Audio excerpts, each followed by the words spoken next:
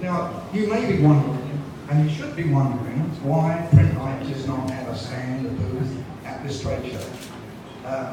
And there's a very good reason why. This industry has changed.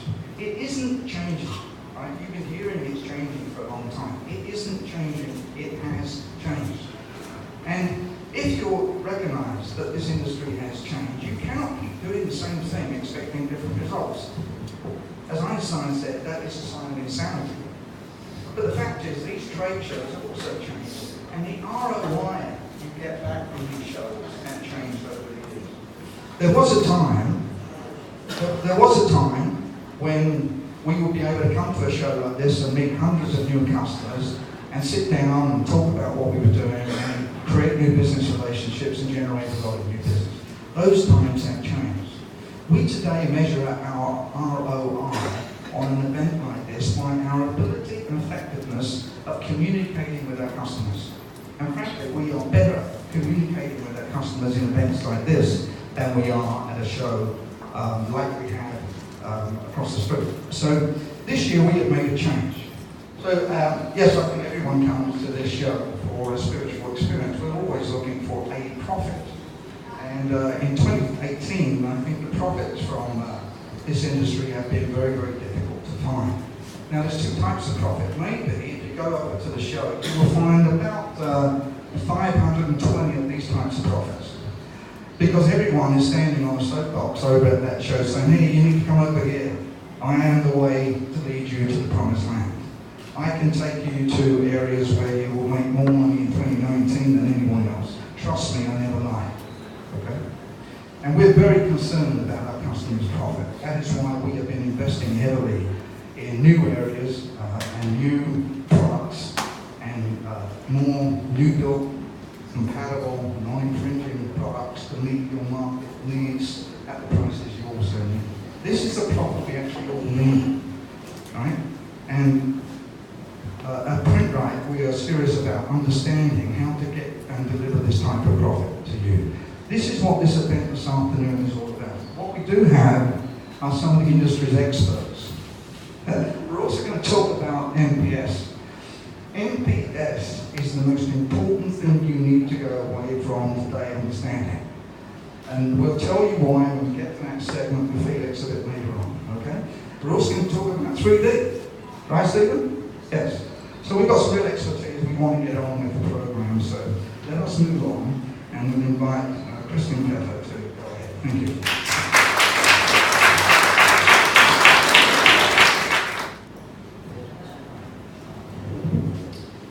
So my name is Christian Pepper. I am the president of LD Products Channel Partner Division, which is the wholesale part of our business. Anyway, so the topic I'm going to cover today is my perspective on new build cartridges. That's the main part of the topic. And the reason why that is probably the most, it's the hottest topic this year at the Zhuhai show is because, as Steve said, there's been a change. The industry is changing rapidly away from remanufactured cartridges to new build cartridges. And earlier on this year, there was one of the major companies in the market, in fact the largest remanufacturer in the world, a company called Clover, put out a big marketing piece. And they were very anti new build cartridges in that. So I'm going to cover, in my kind of talk today, I'm going to kind of rebut their document and their propaganda a little bit, and explain to you, why I think new build cartridges is going to become the preferred aftermarket choice compared to a remanufactured cartridge. And many of the manufacturers had no regard for OEM intellectual property. However, my perspective on new build cartridges began to change from about 2015 onwards as I began to realize a few things.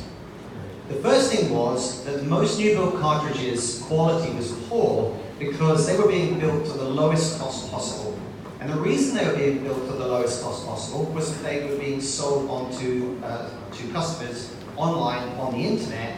And as I think everybody knows who has experience with the internet, the lowest price wins. So that's the reason why cartridges were being designed to a low quality standard. Second thing that I noticed was that from 2013 through to, say, early 2015, there was a huge number of custom seizures in Western markets, especially like the USA, as the OEMs used the International Trade Commission and customs enforcement agencies to enforce their patents and general exclusion orders. But by the end of 2015, it literally dried up overnight. Those kind of customs seizures stopped. And what became clear was that infringing new build manufacturers either kind of cleaned up their act, went out of business, or focused on shipping products into markets like developing economies that had weak intellectual property or legal systems. The third thing I noticed was that many dealers and large business end users that my last employer sold to, and I worked for a company called LMI Solutions, which was probably the third largest remanufacturer at one time, were buying some new build cartridges and having good success rates with them, and not returning back to us for our higher priced and higher quality remanufactured cartridges.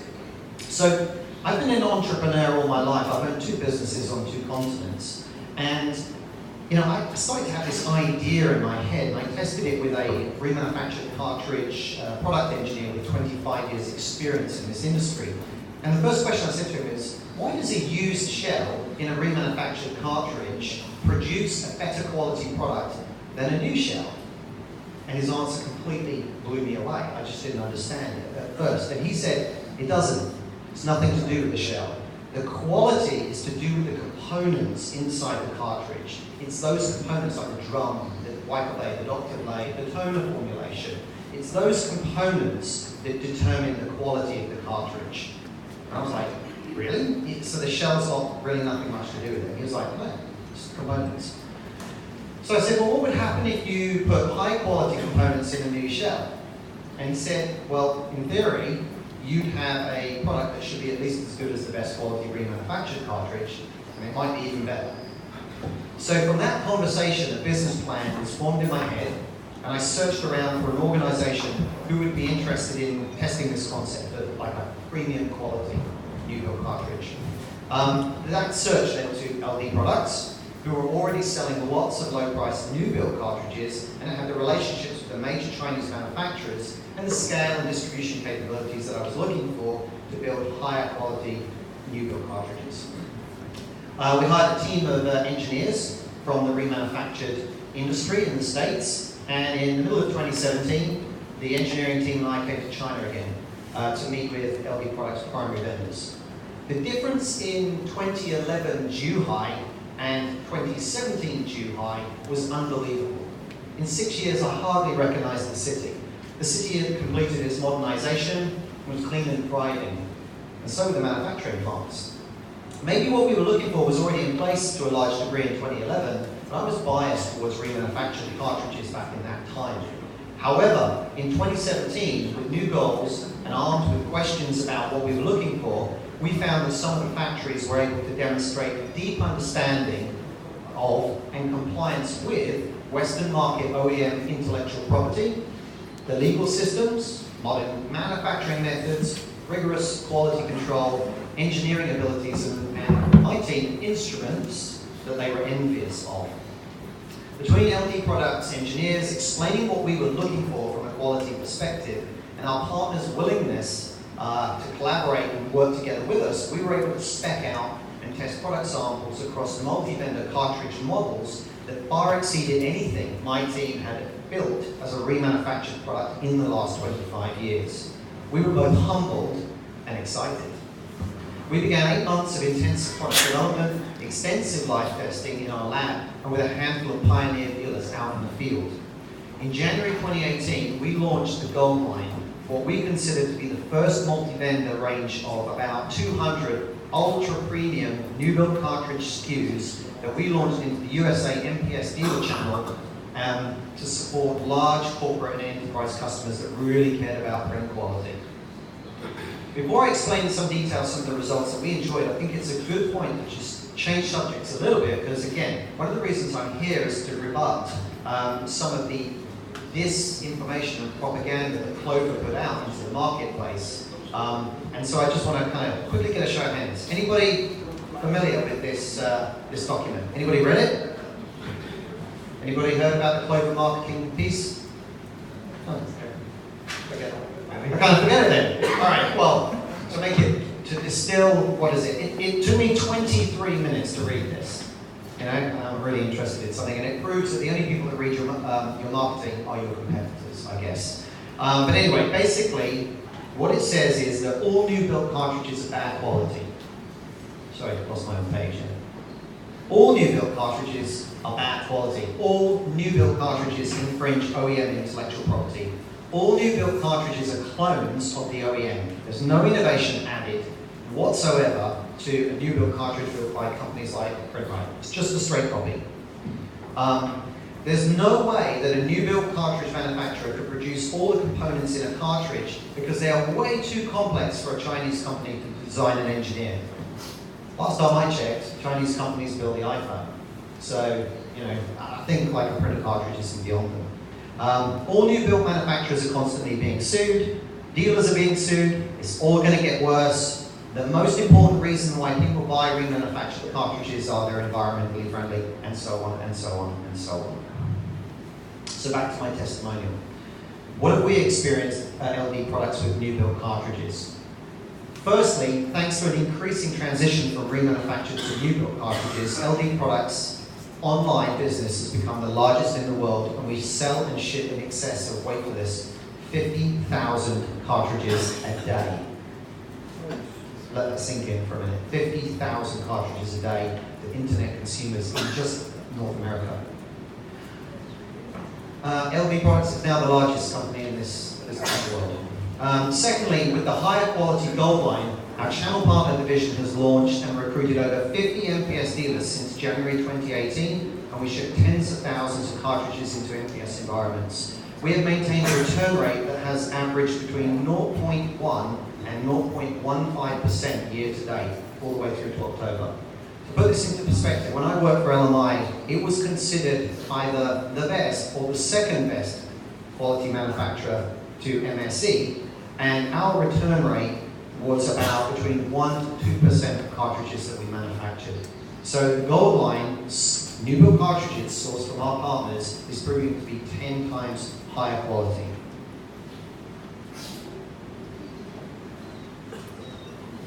So, just kind of wrapping up, and I had a few minutes to talk to you. Hopefully my testimonial of what new build cartridges have managed to achieve for LD Products kind of would convince you that, that they are the future of the aftermarket industry. However, if any of you guys are in the supply chain that, distribution that sells to dealers anywhere in the world and technically are a competitor to LD Products, I hope you don't believe me whatsoever, and you will stick with remanufactured. Thanks very much indeed.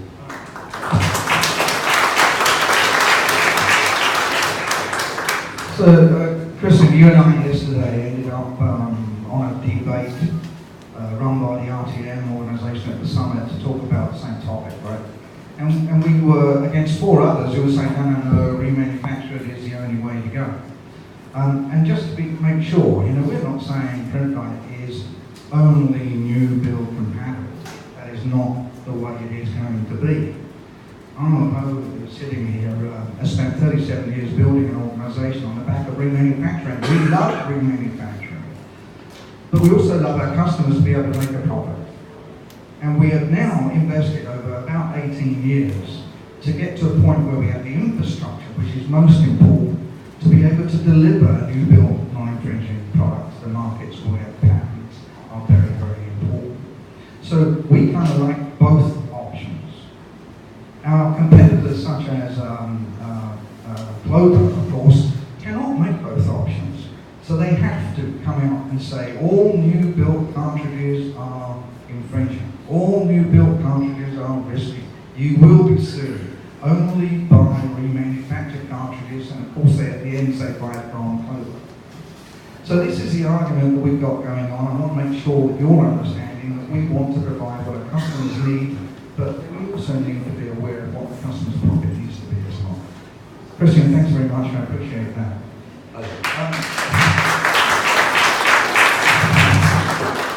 You know, if there is a hurdle to go over in terms of education about new build product, it is the IP hurdle. In other words, people are not lawyers everywhere, okay? They cannot be lawyers. I'm certainly not a lawyer, but I have a good understanding of the patents involved in making a new build compatible harshly. If you do not have the infrastructure of lawyers and legal input through your organisation, you cannot be sure that your product is going to be the right people's time. We have to make sure. And today we're very pleased to have two of the best in the world, believe me. We've done these types of panels several times before. Helen Duan is clearly the best IP lawyer in our industry in China. Absolutely no doubt about it. Martin, you and I have done this before a couple of times. And Martin, you're out of the US and you're out in the US. So the real big problem we have is getting over the understanding of the IP issues with regards to new build compatible cartridges. So let me hand over to you and look forward to your presentation.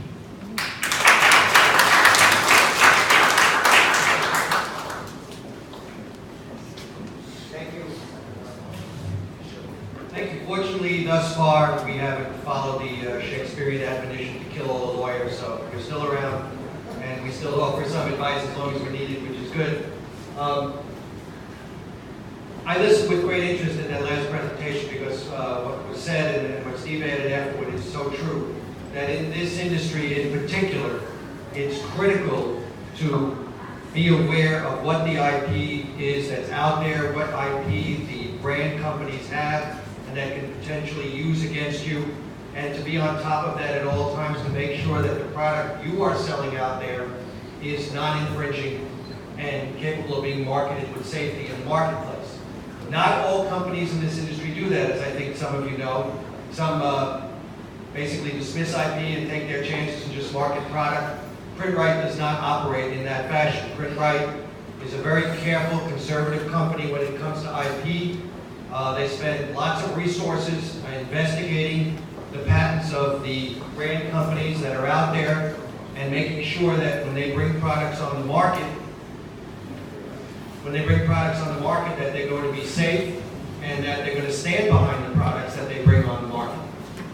Some of you have had direct experience dealing with Print-Rite on those issues, others have not, but rest assured that they are indeed very careful in this area. So today I'm going to talk a little bit about the IP area in general. My background is I'm a patent lawyer. I spent the first part of my career prosecuting patents in the patent office, getting patents for people. We call it prosecution. Procuring patents for people, and then after about 7 years of doing that, I switched over to the litigation side, and I've been litigating patents in the United States now for, well, we'll say a lot of years. And I've litigated patent cases throughout the United States, many states in the country. I've handled many appeals to the appellate level courts that hear the appeals of patent cases. So that's my area of expertise, if you will. So I'm going to talk a little bit about patents in general, and then I'm going to talk about a specific example of the current litigations that are going on that Canada has brought in the United States involving what's been known as the dongle gear litigation, named after the gear that joins the printer drive to the cartridge drive on the other side, which makes the whole thing turn. And they have several patents on that, which I will talk about briefly today. Okay, so first let's talk briefly about what are the basic rules at play here.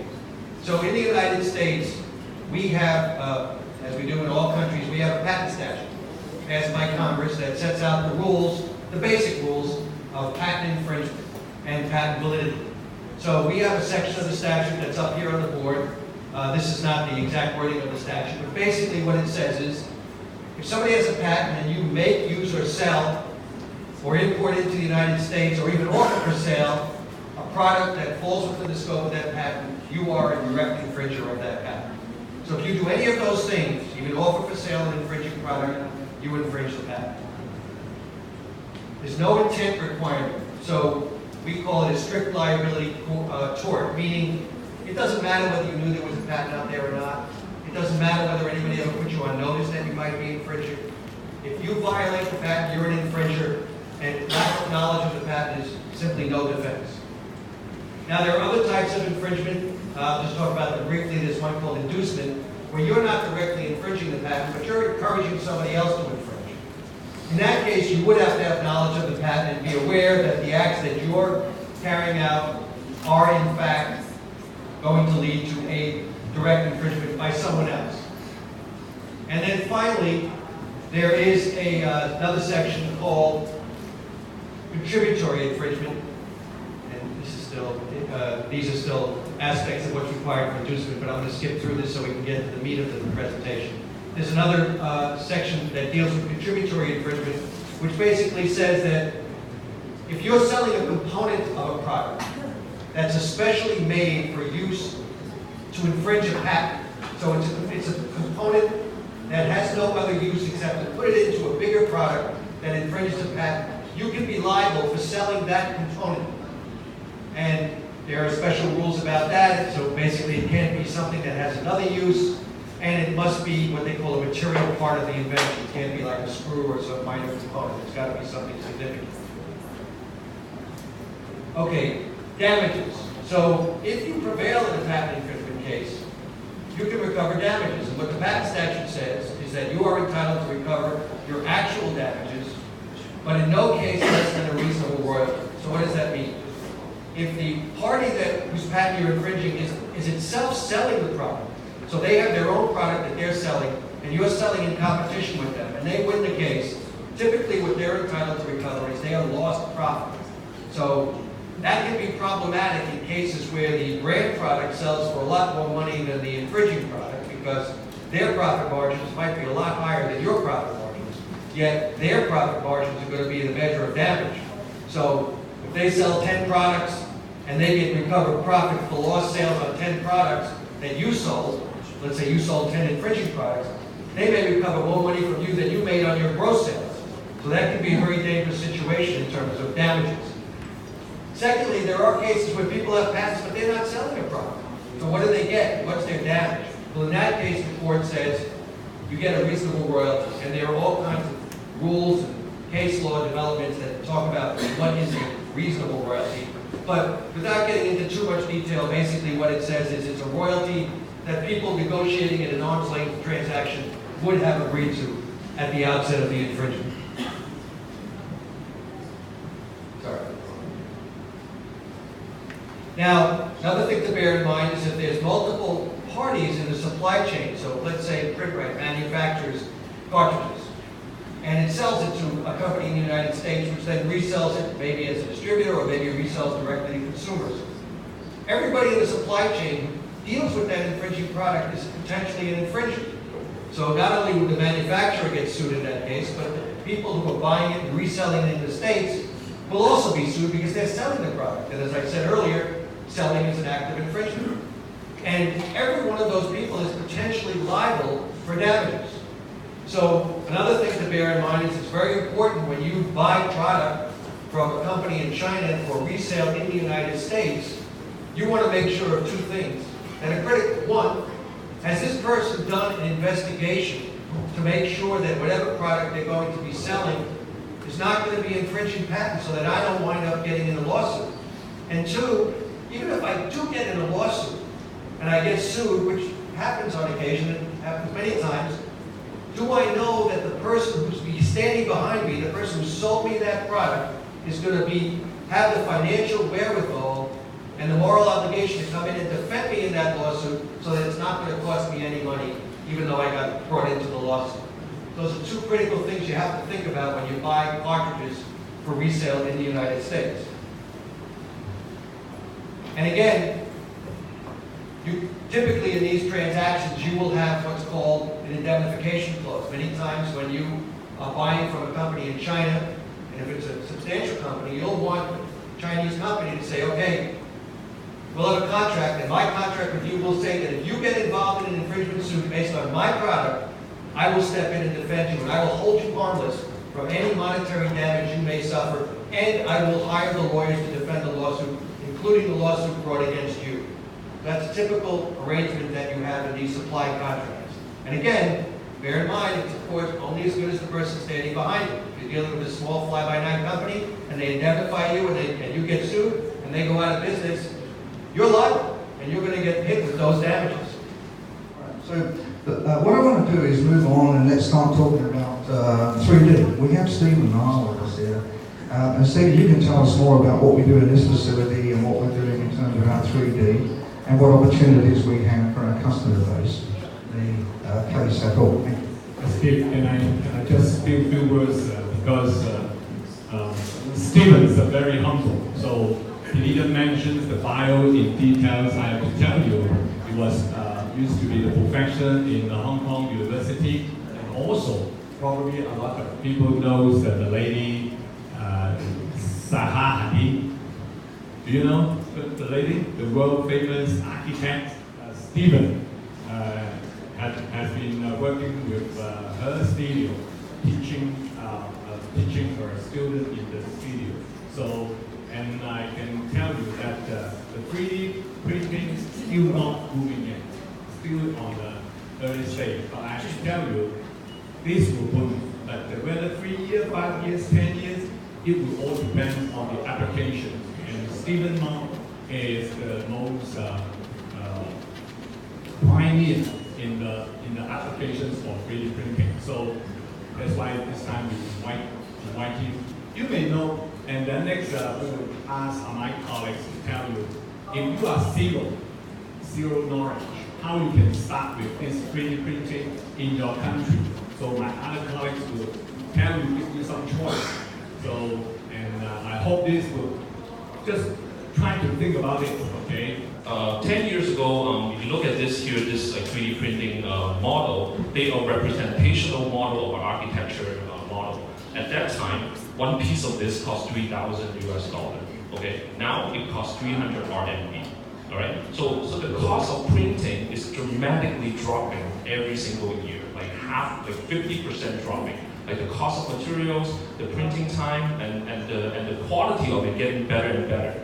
With small scale to large scales, architecture printing or even like product design, 95% of architects are using 3D printing to do their product, like furniture, sculptures, and these are like examples of what I did like 10 years ago. Okay, on architectural representation model, prototyping, medical like test prototyping models, and then some of these kind of like prototyping skateboard and light, but these are just prototypes at that time. But nowadays, we can actually have access to 3D printing doing like real furniture. This furniture is just recently released, I guess like 2 weeks ago.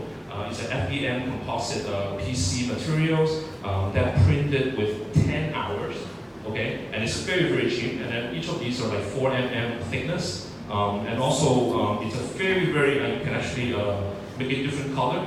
And it's the size of it, it's a very big size, it's actually 600 to 800.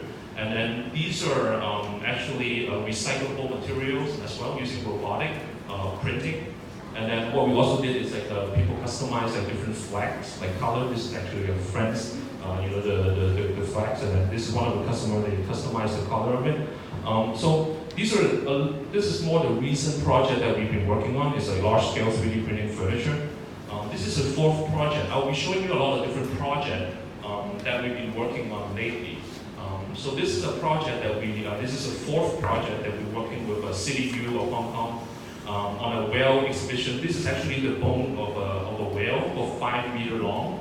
And then they scanned it, and then each of the bone, if we want to reproduce it, at the same time exhibit it, and people can touch it, they can sense it. But this is the entire process of how we work.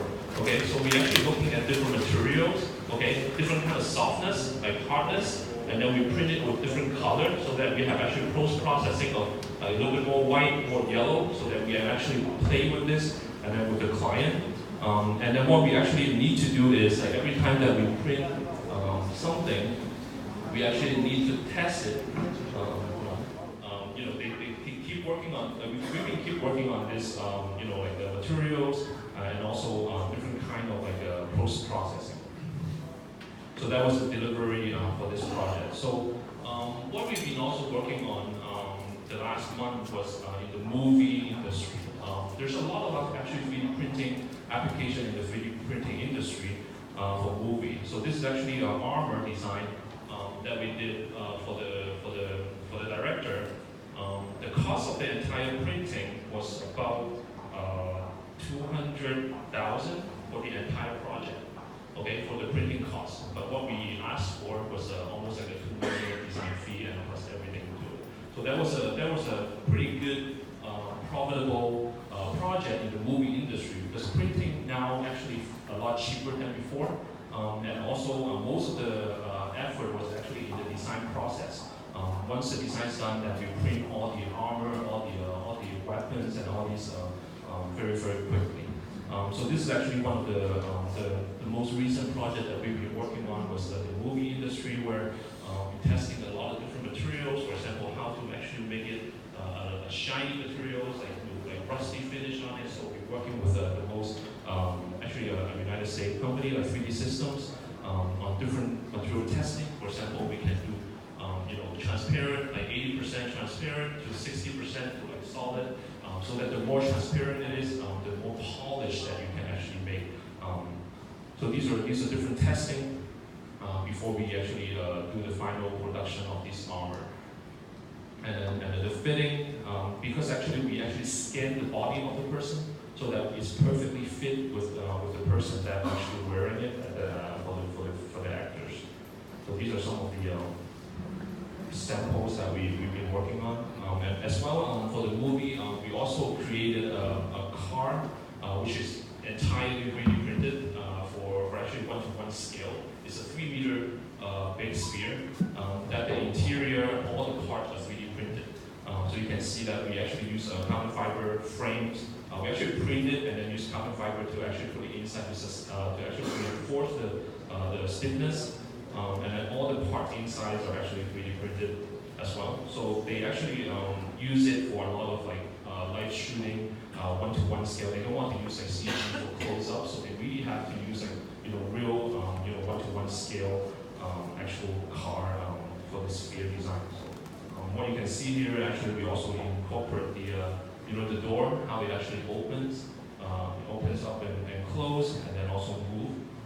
So that was actually and the movie released like a couple of weeks ago. And this is another perfect example of what 3D printing can be done in the business.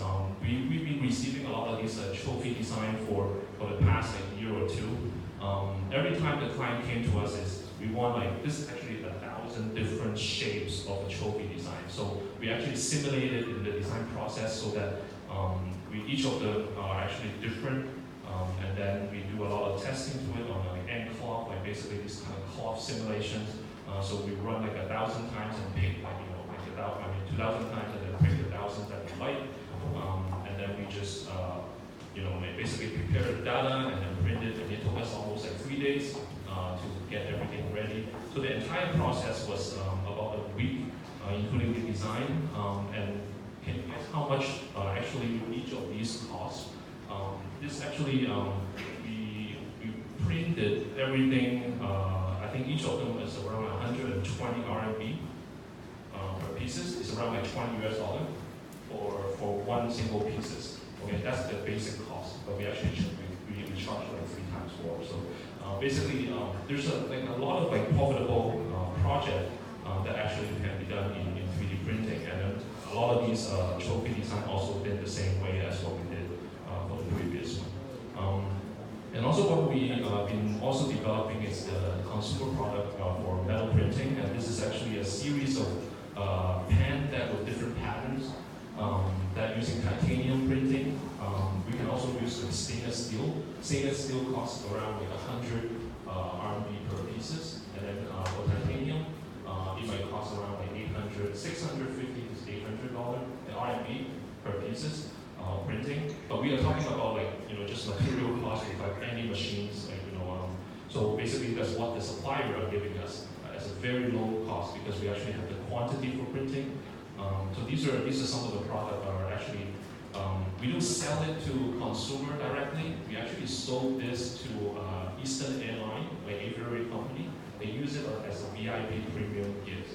So they order like 3 million RMB per year on these kind of premium gift order. So we actually designed specifically for these kind of one-of-a-kind, very high-end clients that they want like premium gifts for their VIP clients. So we designed a lot of these consumer products which is 3D printed that for these specific clients.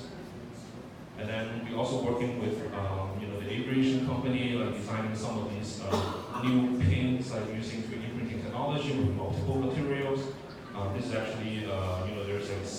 the different kind of materials that join together, silver, gold, and bronze, and then it's a pin. As well, we also do a lot of IP development. For example, this is a project that for the government where we go to the museum and scan the entire famous wall mural, and then we scan it and develop 3D printed product for the museum to sell. So there's a lot of IP granted to us to actually ask us to help them to create an IP product. So that there's a lot of these in China, which there's a lot of potential IP development, and people are interested about how to develop their own IP into new innovative products. So for example, this is actually another, so we scan the entire settings and then try to make it like a very small souvenir for the government as well. And then scanning of these large-scale museum projects, as well as we also get an IP with the palace, with the Beijing Palace, that we creating these one-of-a-kind like USB statue that we're selling it in the Forbidden City right now. And then there's another IP with the concert hall that we're doing, and also with the Beijing Palace on these kind of developments. Another project that we did earlier this year was working with the concert hall on developing a series of 3D printing musical instruments. Okay, this is more like a more artistic, sort of like an event kind of project. What they asked for is creating a 3D printed violin and a Chinese instrument. So what we did was actually print everything out of plastic materials, SLA, and then we do a post-processing after it. But it's a real instrument that is not electronically plugged in. It's actually a real, there's airspace in it, and also it's a real instrument that you can use. And then the Chinese one, and also we've been working with another company on this specific materials, which is a very, it's not soft, it's not hard, and it's stiff enough actually for skateboard. So this is a material very cool that has multicolored and it's very flexible and it's hard enough to use it for a skateboard. So this is another project that we did. And also we've been working on a lot of different things, and everything is more like the first time that we don't know how it works, but we're actually testing it and at the same time learning it. This is another, we do fashion design as well. We actually want to develop like a ready-to-wear fashion instead of like exhibition pieces. So these are all TPU materials that mix with traditional fabrics, as well as like soft materials for handbags. Design that using these kind of intricate structures to create something that never been able to done before.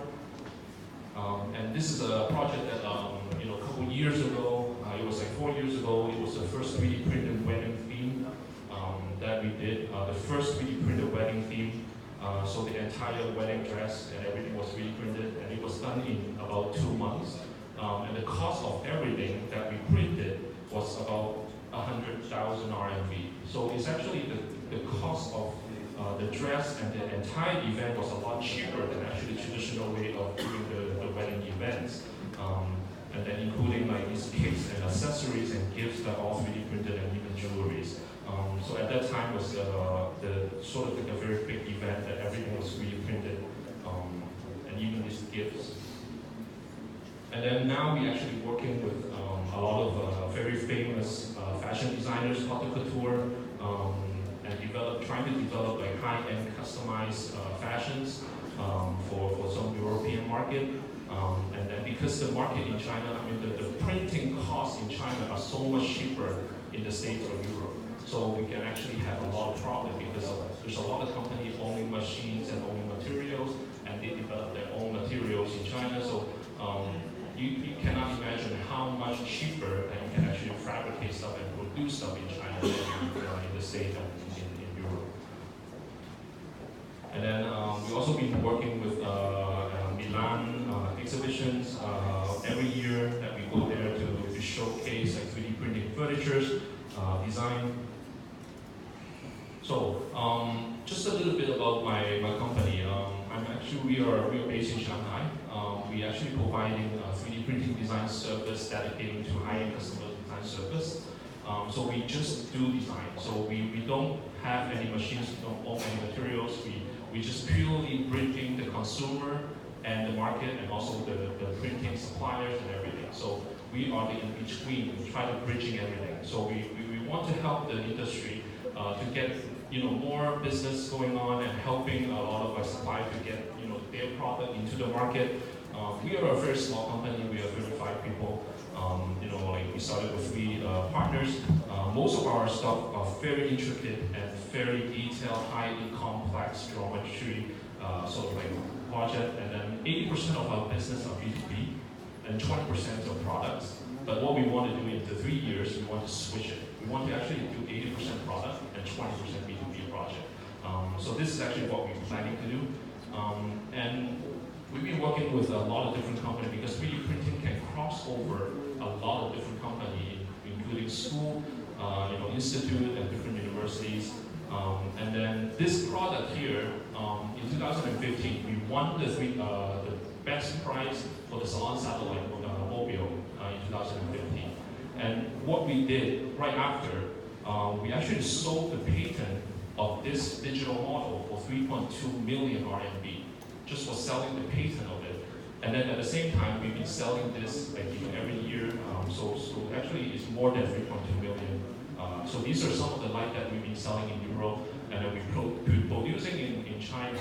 And some of them we actually can produce it in Europe, because if you're shipping a product from China to Europe, it has tax and everything, right? So we actually send the digital model. We provide digital model for them. They print it locally, so there's no the tax and all these are reduced. So basically, you can print it globally with just a digital model, and you just grant the digital file to this company. They can print it, they can sell it themselves.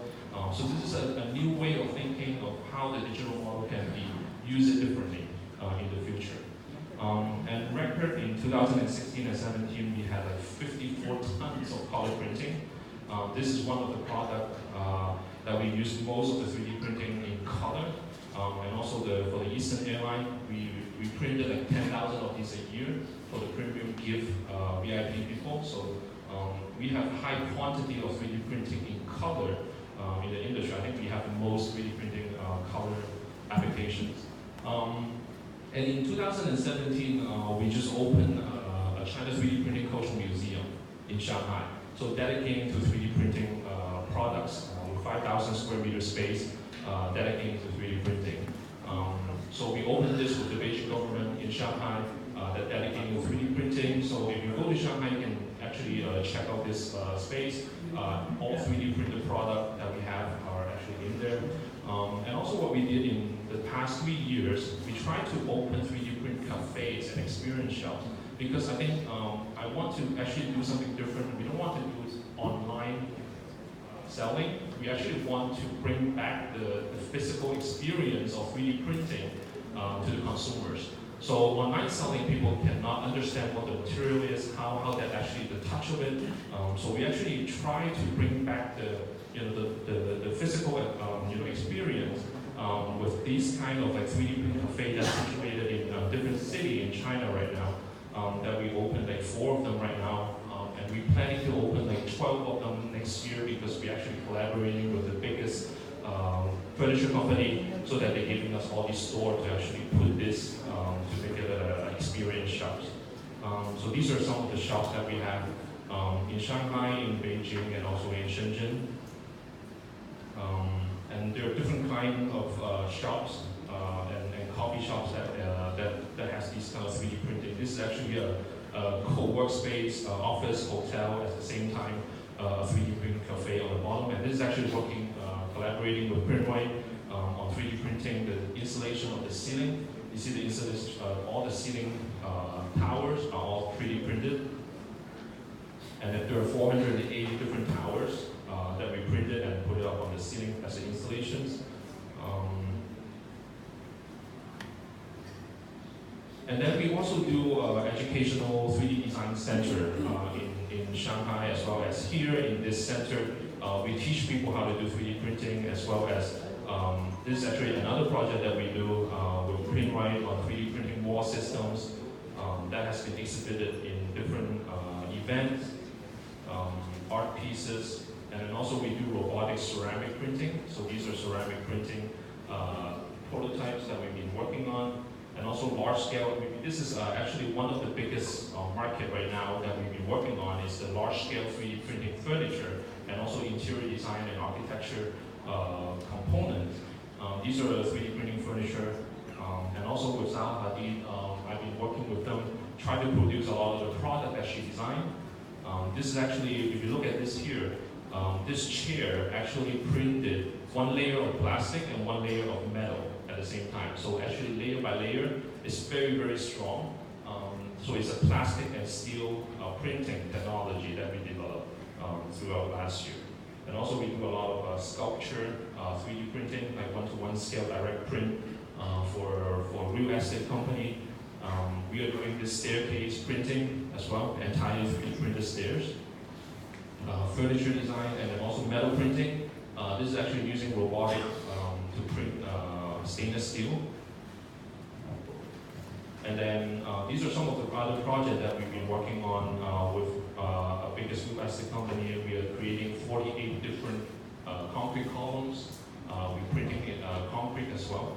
So these are some of the prototype testing that we're actually working with steel bars. So this is actually almost done. So we finished around 12 of them. So we still have 36 to go. Move on because of lack of time. I'm going to call on the footballer. Steve, I'd like to get you up because this kind of ties in really well because this is the digital age. I mean, how do we market ourselves? Well, that's what you're going to find out in the next 20 minutes. Go ahead. Right, so yeah, let's give Stephen a round of applause for a really, really good presentation there. I've got to say that does remind me of Westworld, but I'm actually terrified when they're going to start making people. And I think that within our lifetime we see downstairs, we're already making bones out of 3D printing. You know, we were talking about this earlier. In our lifetime, if you've got the money to pay, all the things that happen when you get 50 plus, your back starts slapping out, your knees start going, we'll just get a new one. So that's a very exciting future that's coming right now. Can I get the clicker, please? Thank you. Right, let's see if that works.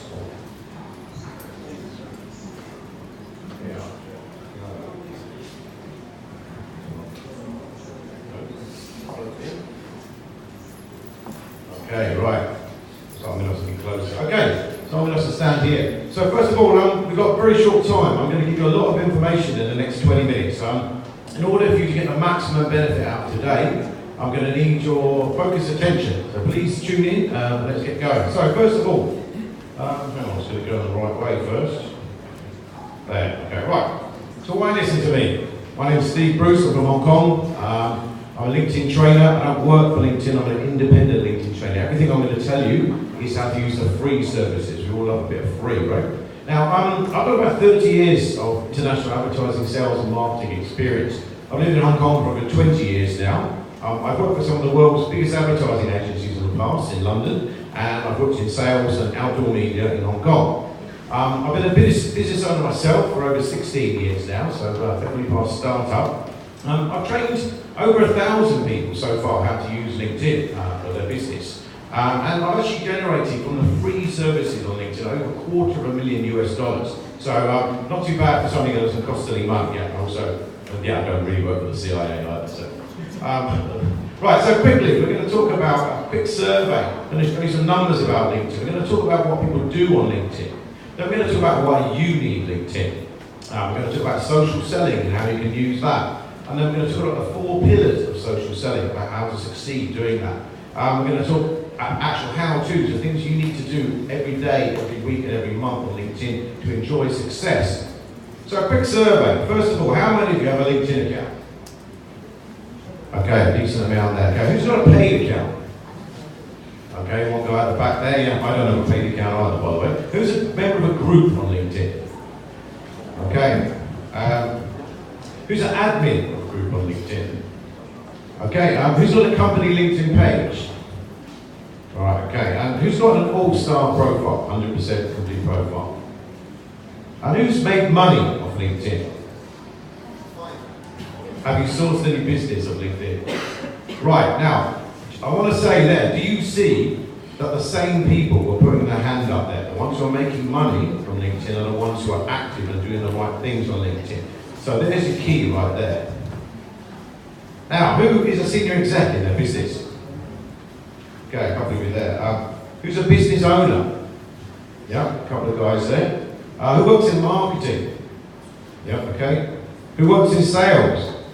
Everybody put your hand up. We all work in sales. Sorry for that. Who uses a CRM system for their business? And again, do you see what's happening here? The same people are putting their hands up.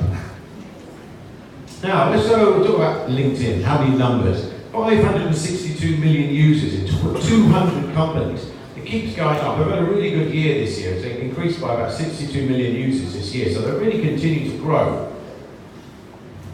LinkedIn was launched on May the 5th. Happens to be my birthday back in 2002. I've been on it since it started. I've always been a huge fan of networking, and this just makes my life much easier.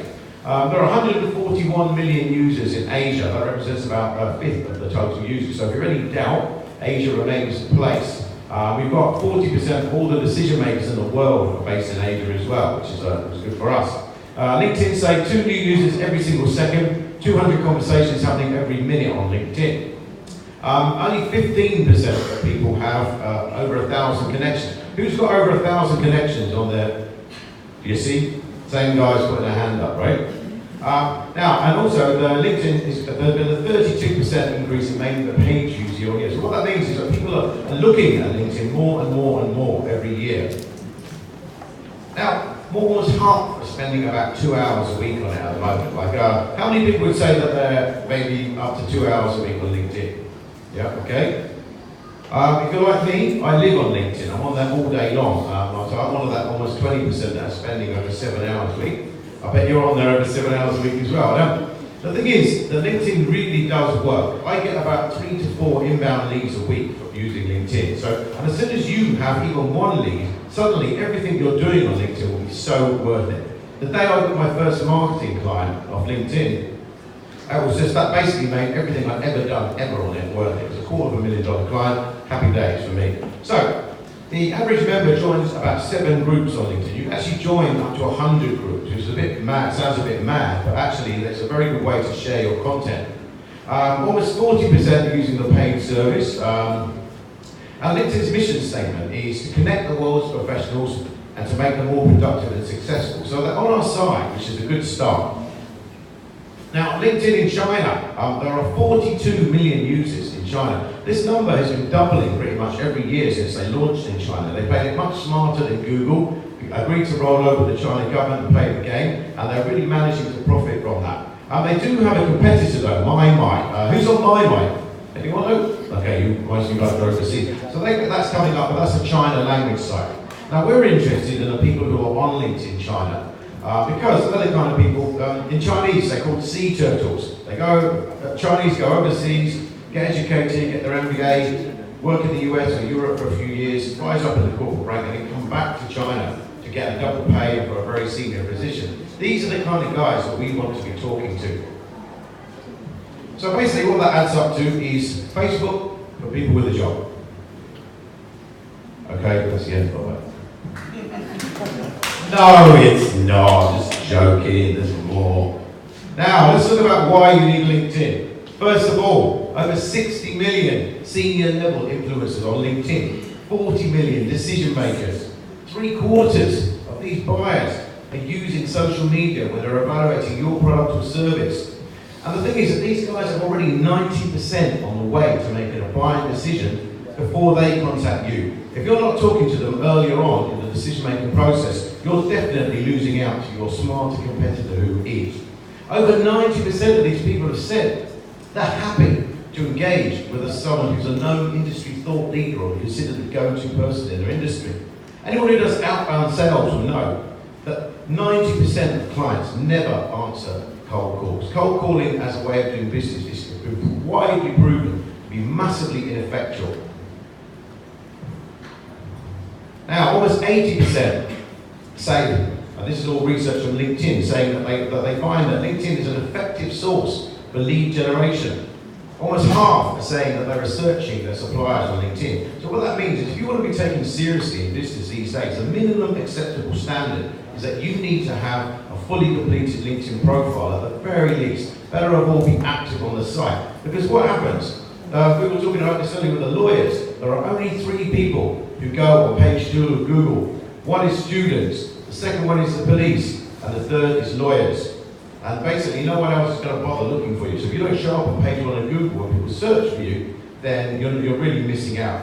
Almost 3/4 of exec surveys said that they prefer to work with someone that has been referred. We know this already. This is not new stuff. We would all much rather work with somebody that's introduced to us, that we know is a trusted supplier or a good contact.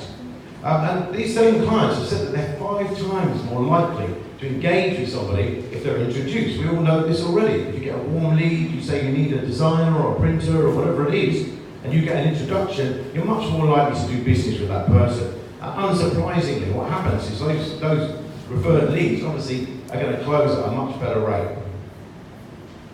Now, of course, and indeed, you'll enjoy a much bigger customer lifetime value. So you're going to work with them longer, make more money out of them.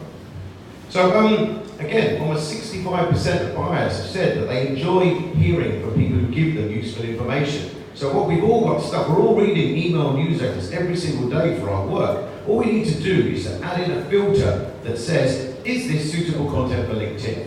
What I say is pick 3 things you want to be known as being an expert for in your industry, and just talk about them over and over again. Very quickly, you'll become the niche player for that field of expertise.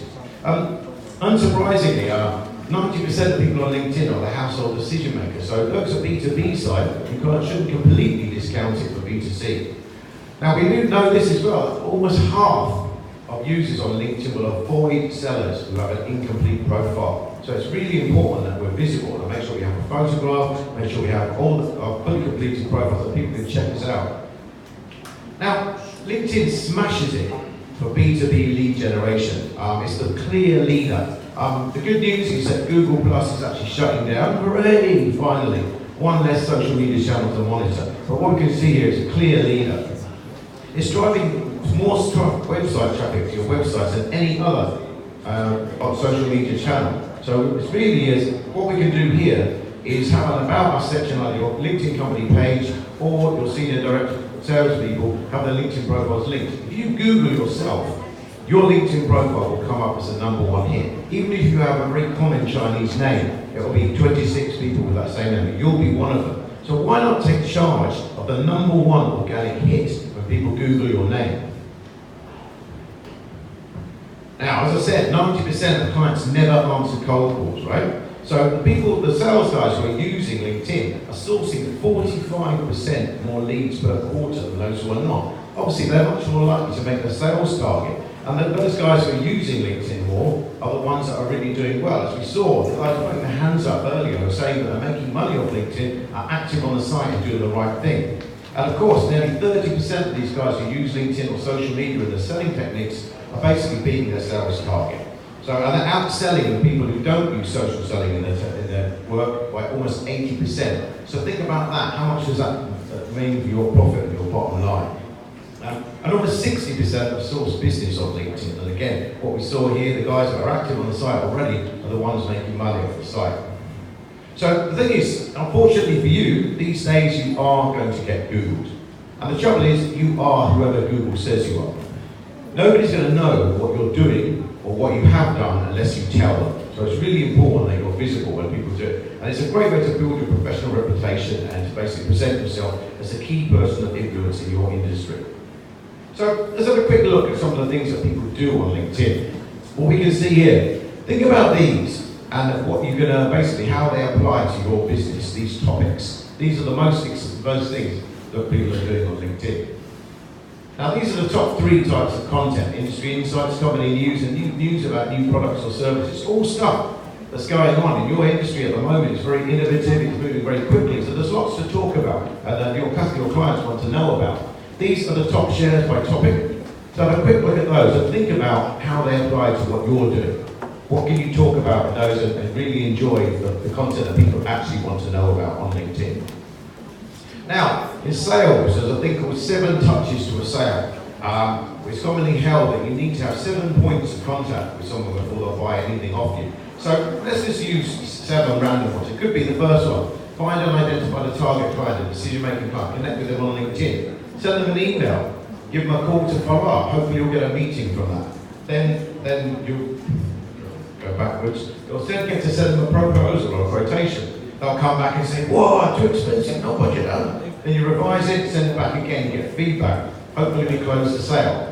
These are not the only 7 touches to a sale, but you start to see why you need to have 7 points of contact. That could be take the client for a lunch, have a dinner with them, have a happy hour, whatever it is first.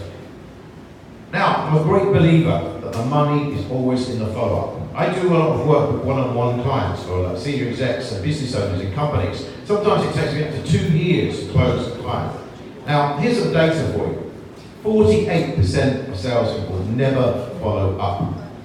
25% give up after the second go.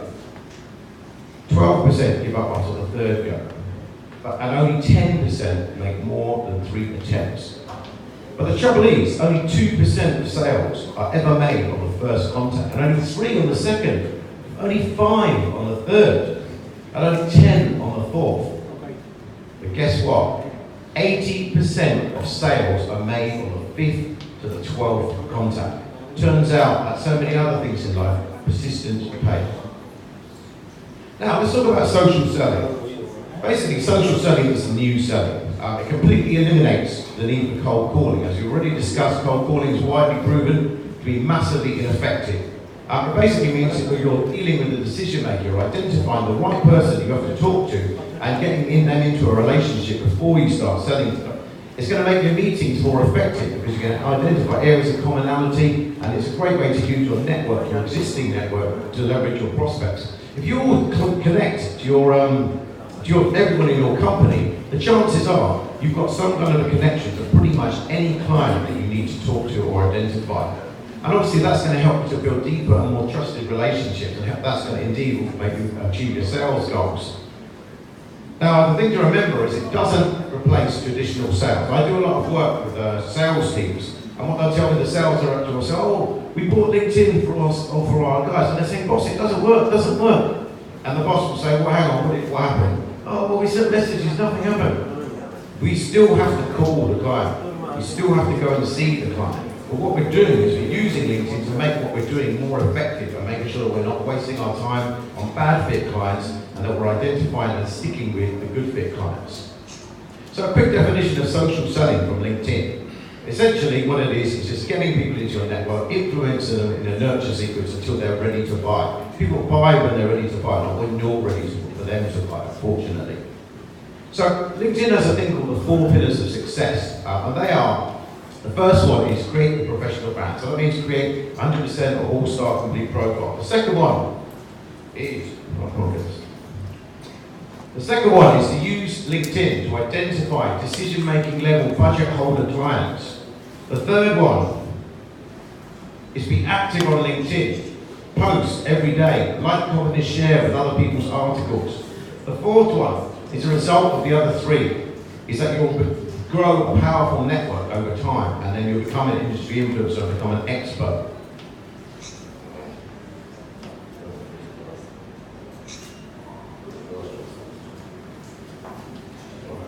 So let's talk about what you need to do on LinkedIn. Basically every day, what I do, I get up in the morning, I flip up my laptop, I have a quick look at LinkedIn, go through a first sweep of my emails. What emails do I not even need to read? I just see the headline, I don't need to read that email, get rid of it. Get onto LinkedIn, see what happened. Like, comment and share with my clients' posts or anything like that, what I'm trying to do, and comment as needed.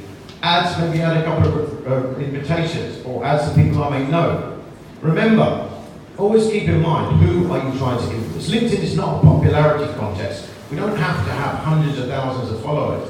But what we do want to do is have a high quality decision-making, budget-holding network of people. The other stuff that we need to do every day, we want to post on LinkedIn, we want to be active, so we want to start sharing stuff that we're reading as part of our work every day. You can also link your account to Twitter as well, so this is basically another free marketing channel for you. So whenever you're reading now, hopefully after today, every time you read a new email newsletter for your work, you're going to say, is this suitable? Could I share it on LinkedIn? Is that a good thing for me to do? So weirdly, I found this out by accident. People love happy birthday on LinkedIn, and I don't know why. I found out that basically my filter is if I met that person in the street and I knew that it was their birthday, if I'd say happy birthday to them in person, then it's appropriate. Of course, if you do it to your client, it could be a bit weird, right? so like, think about it. Of course, the search button on LinkedIn is a wonderful feature.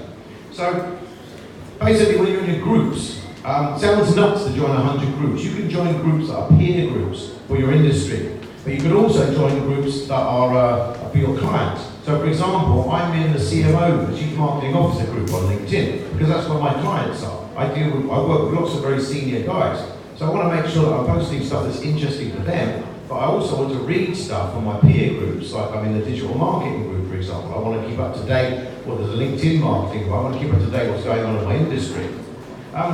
Again, make sure you set your settings up properly on that, because otherwise you're going to have your inbox full of these daily digests from groups, and it will make you cry, I promise. Of course, make sure that you're active in those groups. Interact, like, comment, and share, answer people's questions.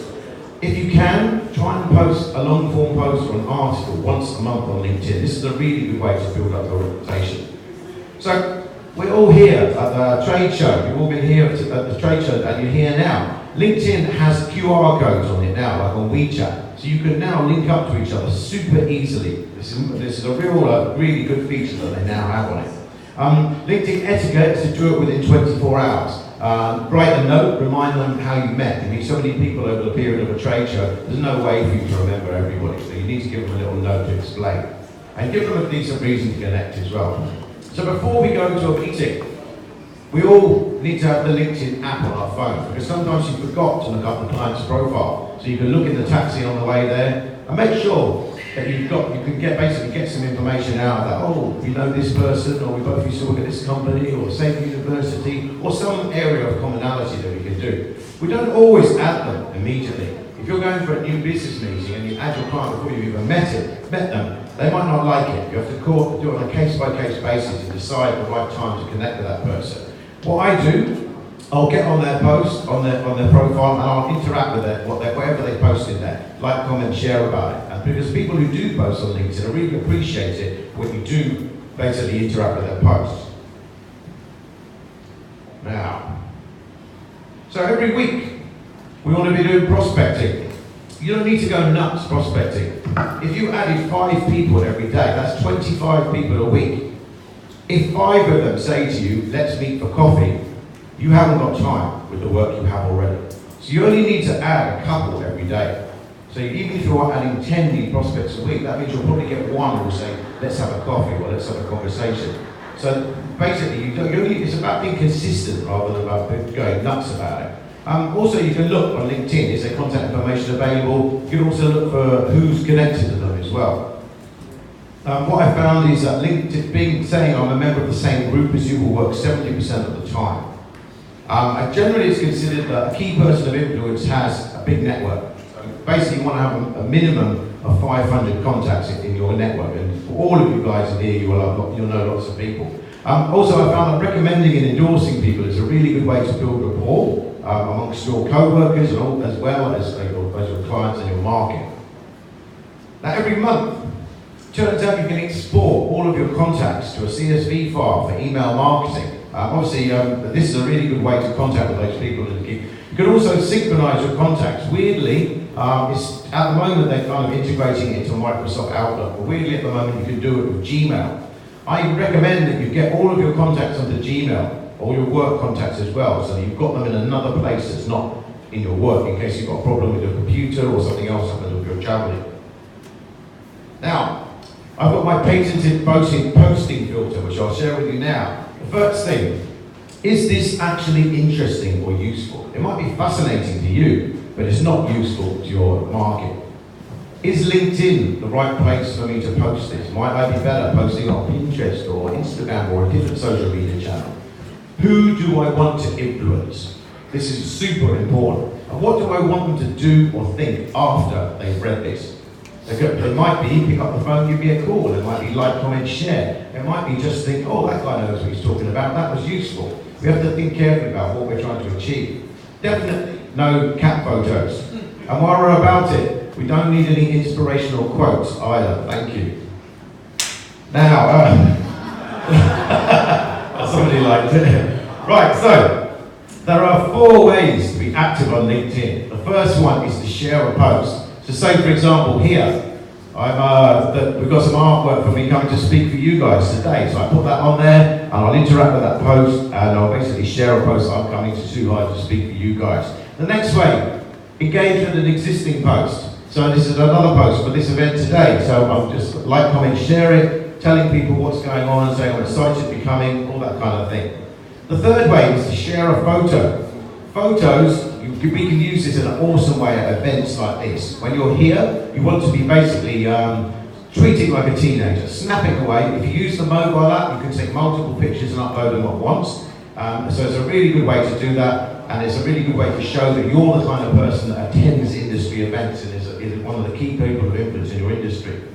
The fourth way is to write an article. LinkedIn has got a blogging platform called Articles. There are over 160,000 articles going up every week. I'm going to give you some tips about how to write a good article. The first one is make sure that you use a high-res .png image. Now, nobody in the world went, hey, look at that PNG image, I'm going to buy off that guy. Or went, oh, I'm not buying off him because he didn't use a PNG image. But it's one of those little things that makes you look professional.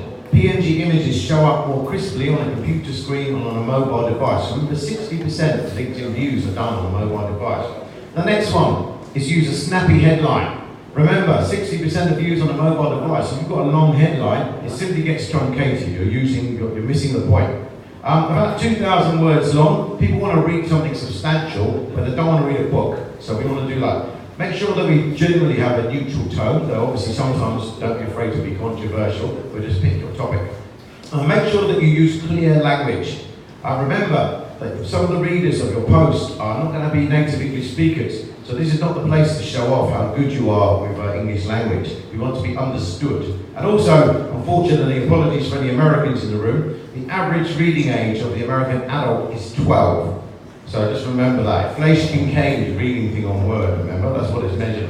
We can use bold for easier scanning, so if someone doesn't have time to read your article, they can quickly zip through it.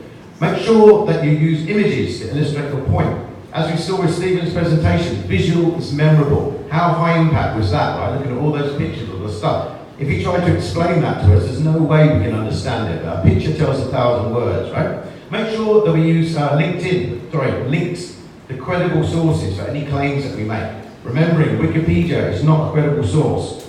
In our article, we don't use video or multimedia. The reason why is because people will click on your video, go off to YouTube, and instead of reading your article, which is not what we want for them at this time. Don't use question headlines. Example, this one thing is ruining your career. It's much better than, are you doing this one thing that's ruining your career? It's like, basically, we don't use questions. How to list and post are fantastic. 9 predictions to 2019. We can do this strategically. There are 2 ways to post on articles. The first one is time sensitive. The second one is non-time sensitive. So for example, my best performing article ever is about headshots. None of the things going out of date on those, so I can just do that. But if I do predictions for 2019, I can review it in June. And I can say, regular readers of my post, link to the article here, I will remember in January I said these things are going to happen this year. It's now June. Let's recalibrate, trim the sails. What happened? This one happened, this one didn't happen. Here's why. Here's where we're going now. And then again, you're presenting yourself as an expert. Split it up into sections as well. You want to make this look like a magazine article. That's the point, that it looks visually appealing. I'm actually going to have a call to action at the end. That can be, please leave your comments in the section below, please like, comment, or share, please give me a call, or maybe all of those things. Those groups, those 100 groups you're a member of, remember, you share your article into those groups. It takes me about 3 hours to write an article. So I want to make sure that as many people as possible get to see my genius work. Now, we can use hashtags as well now. So basically, we can, that'll help to show up better in searches. Now, SlideShare is owned by LinkedIn. Basically, it's a PowerPoint presentation that's put up in the public domain. So when you speak at a conference or something like that, you can share your presentation in the public domain, and that'll stay there forever. It's also indexed by Google, so it's getting like loads of views, it's getting 9 times more engagement on LinkedIn. So basically, for something for free, this is a pretty good way to do it.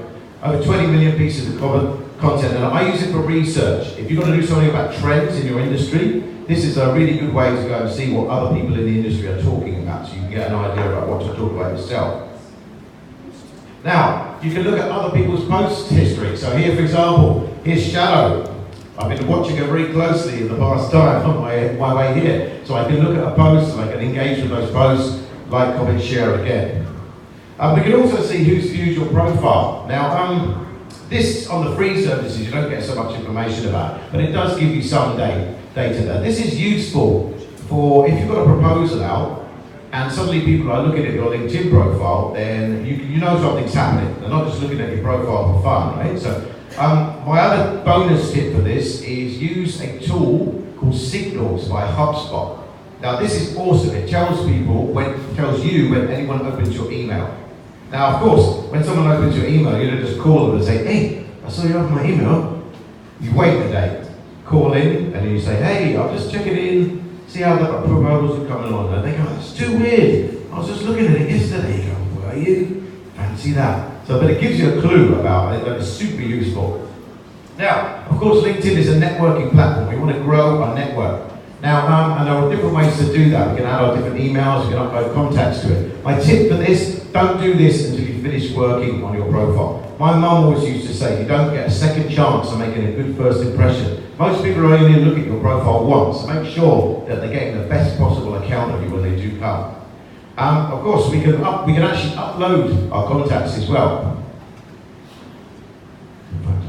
Right, so of course LinkedIn's about prospecting as well.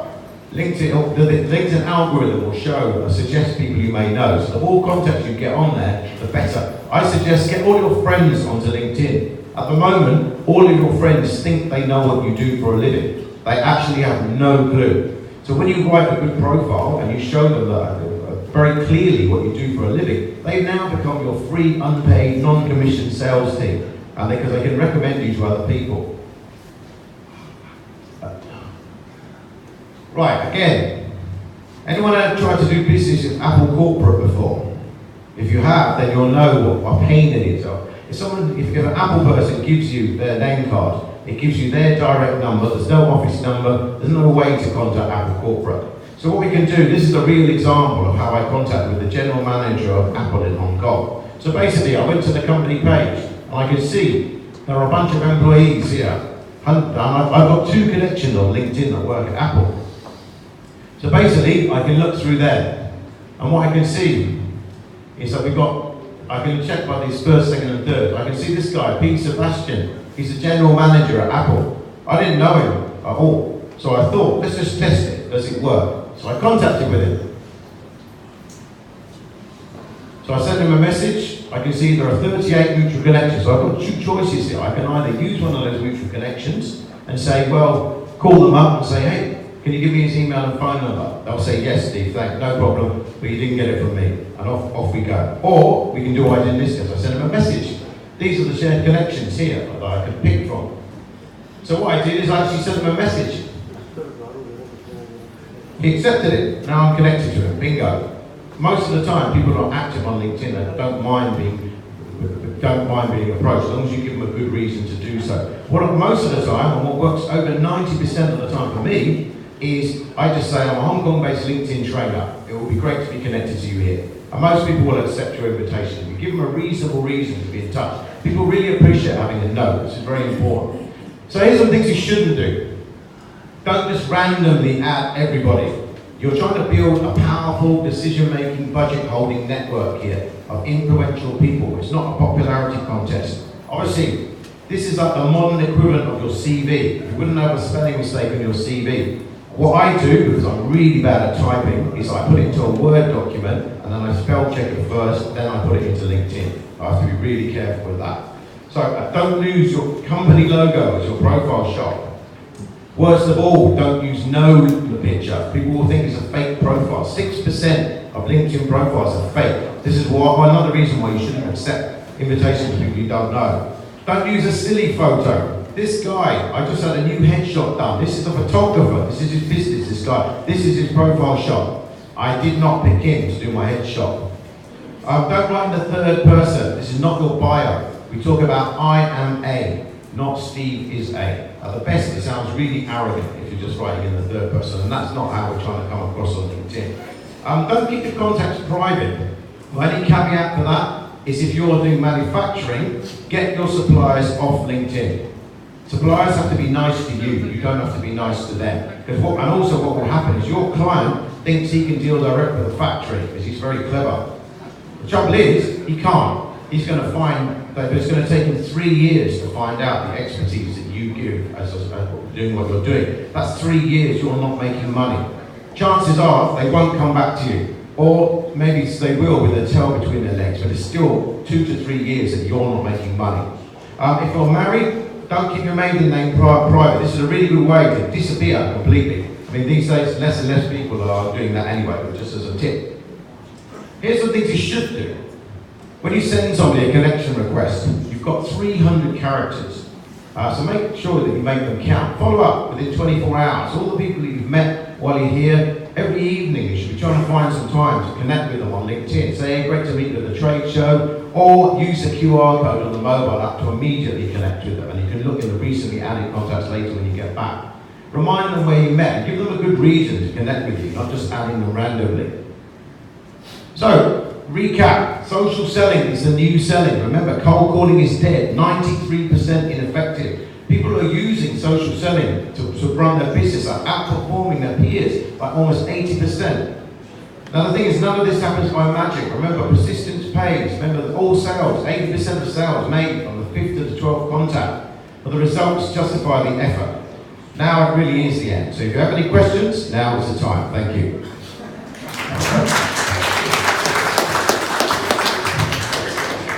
That was great. I'm worn out. So one more before we head up to coffee. Helen, would you like to come up and just cover some of the main points that you were getting ready to do earlier? Okay, thank you. This is USA case express. And this is the case in Europe, most of them in Germany. Yes, you can see a lot. This is all about Mongolia and all about last year and this year. And this is the Mongolia case in China. They have the equivalent Chinese patents. And then in Korea, and then in Russia, and Brazil. And this is what the case is about.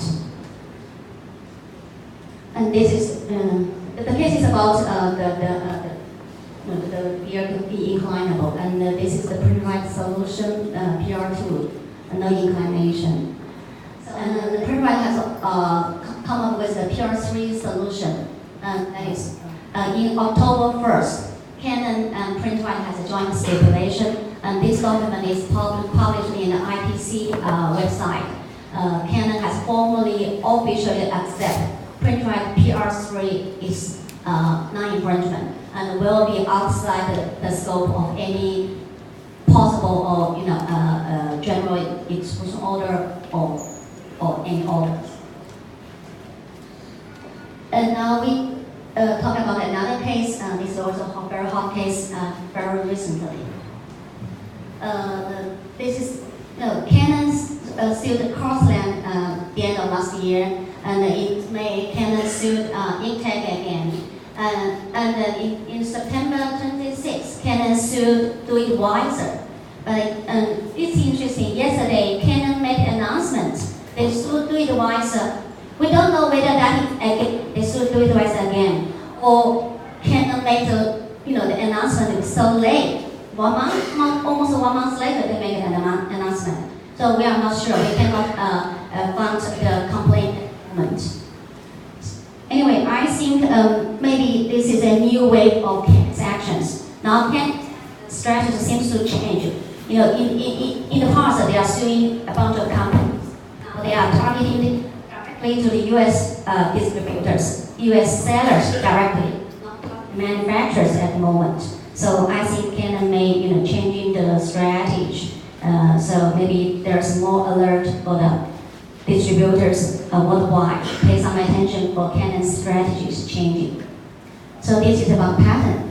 It's a developing roller is more to the frame. And this is what OEM products. This is a Print-Rite solution that is developing roller is fixed to the frame. This is a tremendous opportunity for you if you do have questions about the legal side of our business to be able to those questions to do start off actually with Felix. Let me introduce Felix too. Yes, maybe allow me to introduce myself shortly because I work in this industrials over 13 years. Most of my experience is in OEM brand like Epson, the Lexmark, and Ricoh and Uzi Xerox. And Walmart is one of my clients in Lexmark. We built up this customer in 2007. And the Carlsberg is my client too in Uzi Xerox. So we make a lot of MPS business at all. So actually, I do have some presentation, but the time is running, so we just can explain some. Maybe we can ask me some questions. I will answer you about the MPS, like what we can do and like what we can do in Print-Rite, because the transactional business is going down so fast in the consumable business, and how we can get more money from this customer. How can we bundle this customer? And what can we do in Print-Rite? Because we have lots of brands, we don't have limit with maybe HP can only sell in HP brand, right? Canon can only sell in Canon brand. But for us, Print-Rite, we can sell any brand. That is our advantage. Okay, so actually, yeah. How many people in your audience today run an MPS program? 1, 2. It's not very many. Can I ask you, when did you start your MPS? What, 5 years ago? 5 years. And you, sir, when did you start? About 5 years ago as well. Okay. Did you get together to do it? No. No. Actually, 5 years ago, you were good time, really, good time. And is MPS important for your business today? You're making profits on MPS? Do you fear the competition as much as you did before MPS? Well, it's a good way to secure the customer. Yeah. So we find it good. Very good. All right. So, if the vast majority of our audience are not MPS, right? Give them a view of what they've got to consider and what they've got to do to get into MPS, and give them a view of what we can do to help them. Yeah, and we just mentioned about MPDS and then BPS. That means there are different identifications. So then MPS is Manager Printing and Document Service. This mostly is provided by the OEM brand because they sell machines and bundle the service contract for 3 to 5 years. Okay, we cannot access it because they want to buy the machines.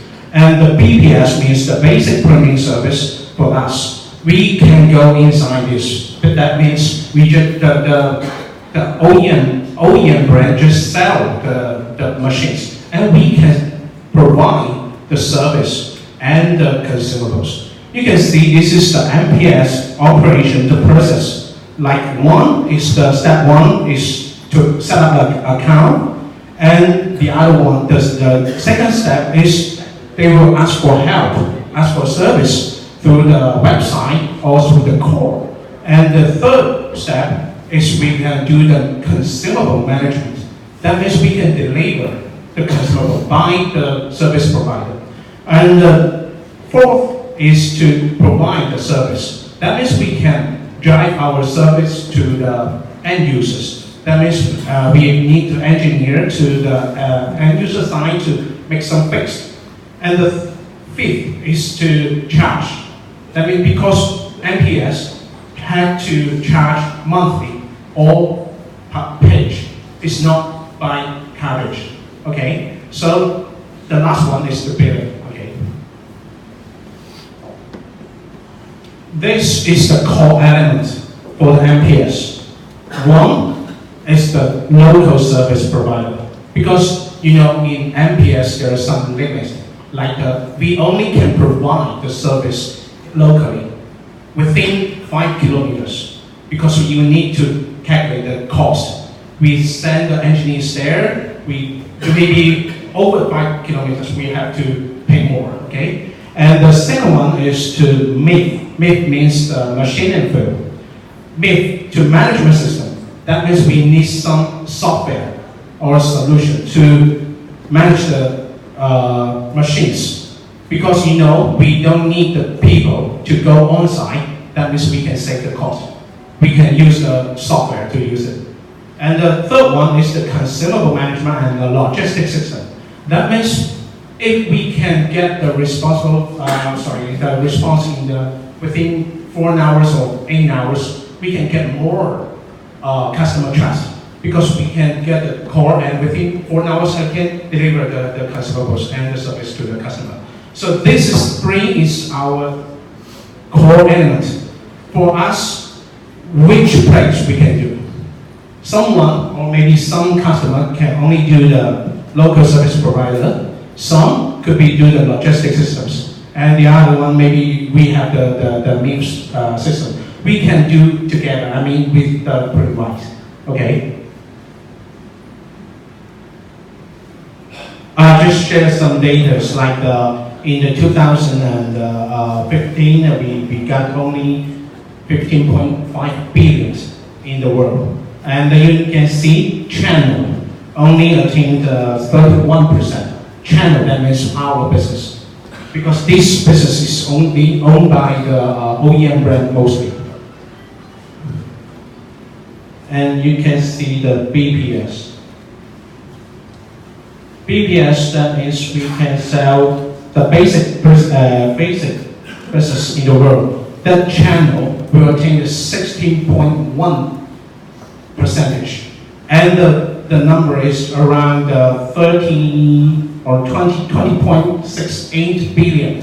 This is in the 2016. In this year's, I think just over than 30 billion already. And we can see what some kind of the questions.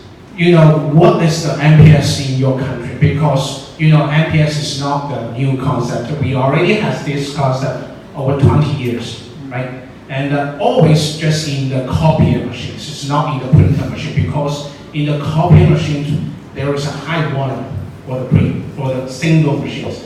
We can charge the customer for maybe more easier to from the one machine. But now we can do a lot without we can do in the desktop or desk inkjet or the desk laser with the software easy. We don't need any more for the high volume again to the customers. And we can see the OEMs. OEM will hand over the service of their own direct customer to the third-party service provider. That means what? That means some countries like the Xerox or the HP cannot provide the service to the end user directly. They need to find some service partner to provide the service locally to their end customer. But you know, as I said just now, they only can provide their own brand. Even we got the tenders, we need to find the OEM, as I'm doing in the next one. We need to find some partners with the other brand to provide the cartridge and the service to our Walmart customer. So we look for lots of partners in the market. So that's the opportunity for us. I mean, for the customer to co-op with the OEM brand. Okay, so.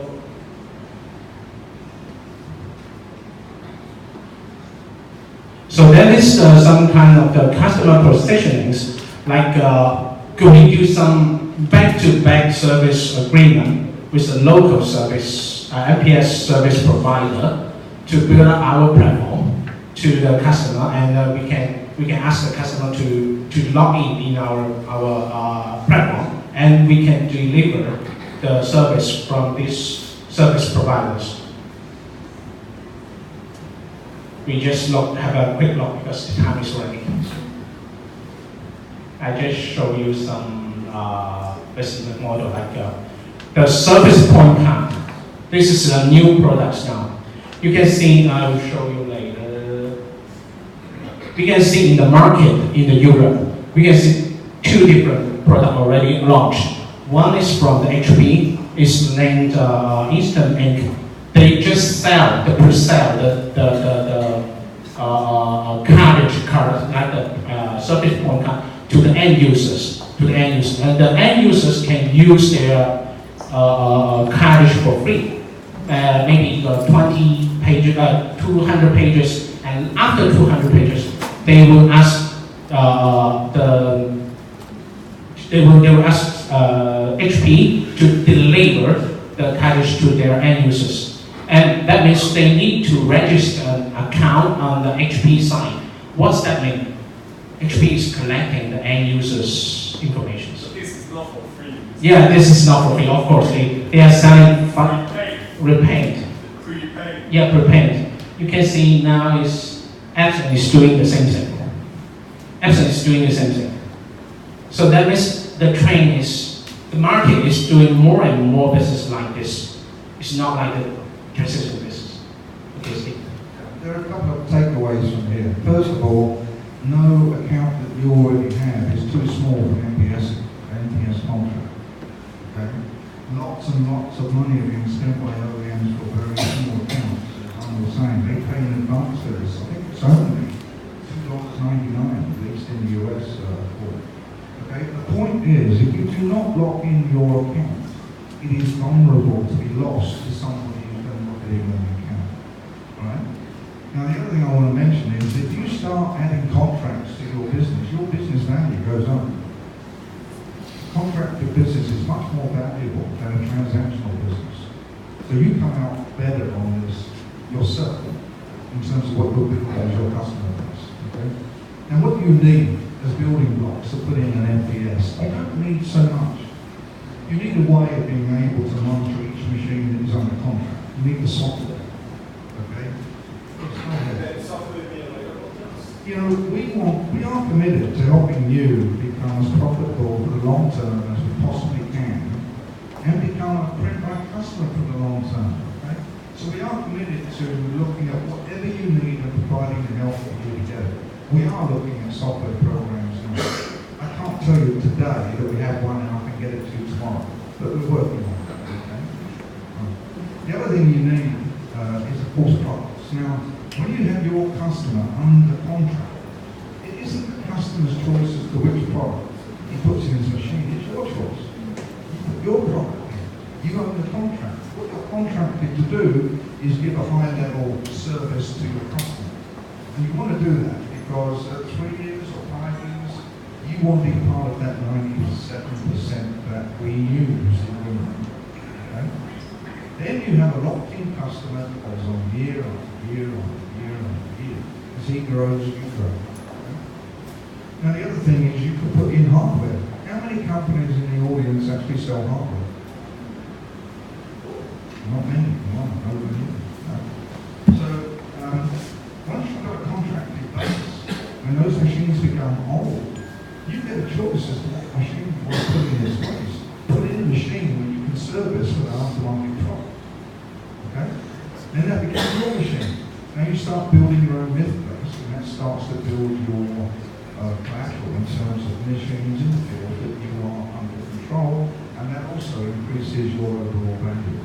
So the point that I think you've got away with is NPS is extremely important. We've only got 2 companies here today that have been in NPS for 5 years, and they both said that it's very important for their business. So I can tell you IBC is right, that they will, over the next 5 years, see a growth. You will see a growth in the next 5 years that will almost double the contracting revenue through the industry with NPS. Okay?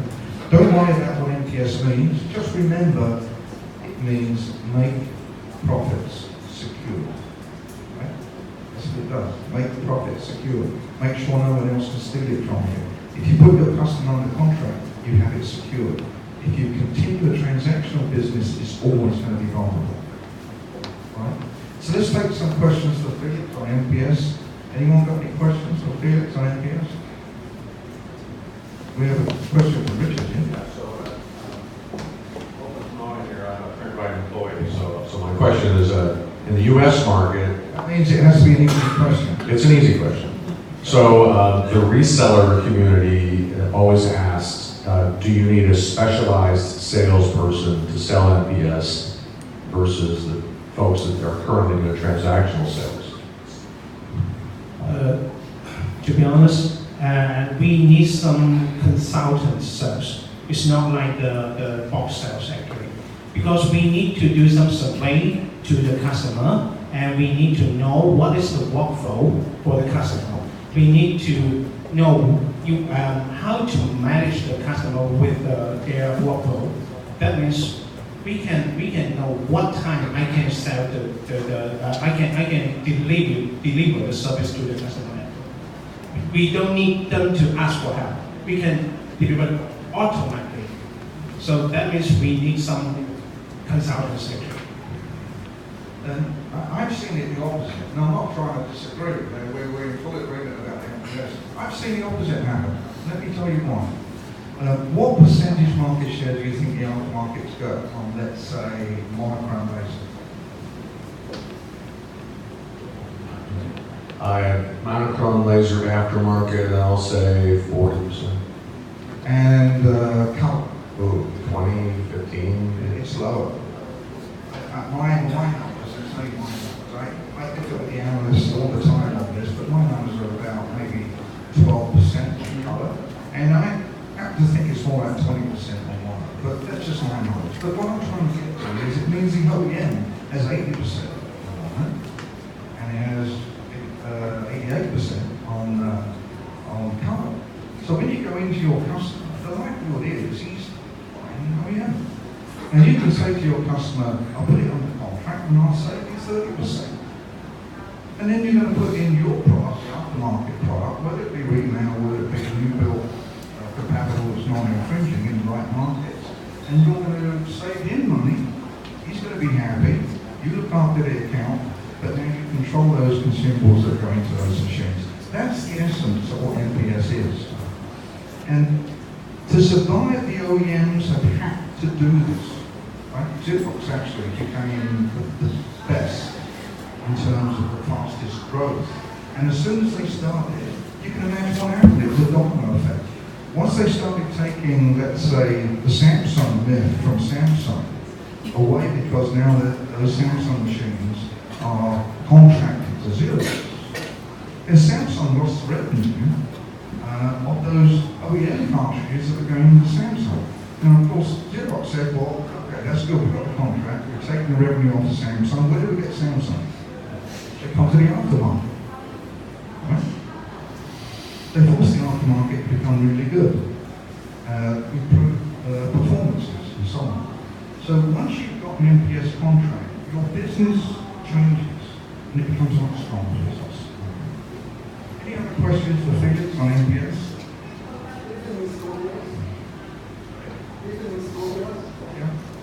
Yeah, it's a copy of the same. And I'm glad you reminded me of something. In the coffee break, I thought, you know what we haven't done is say how diversified Print-Rite is in terms of products offerings that it has. Of course, we're very heavy in copier products too. So laser, inkjet, copier, parts for copier, parts for laser.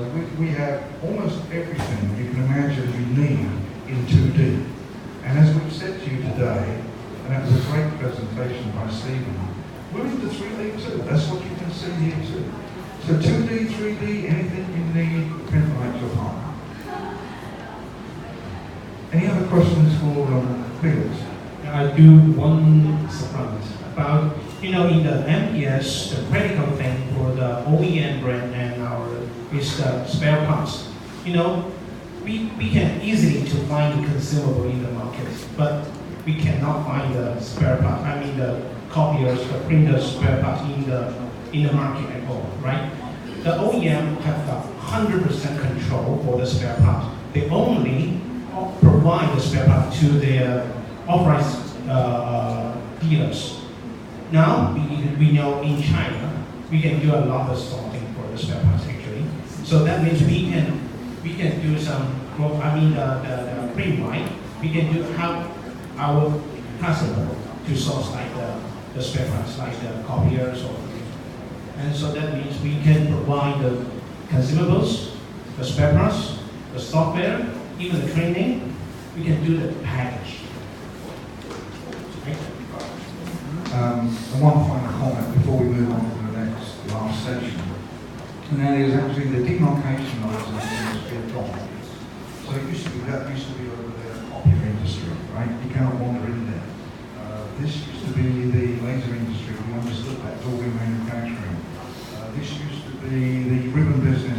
here and it's kind of separate.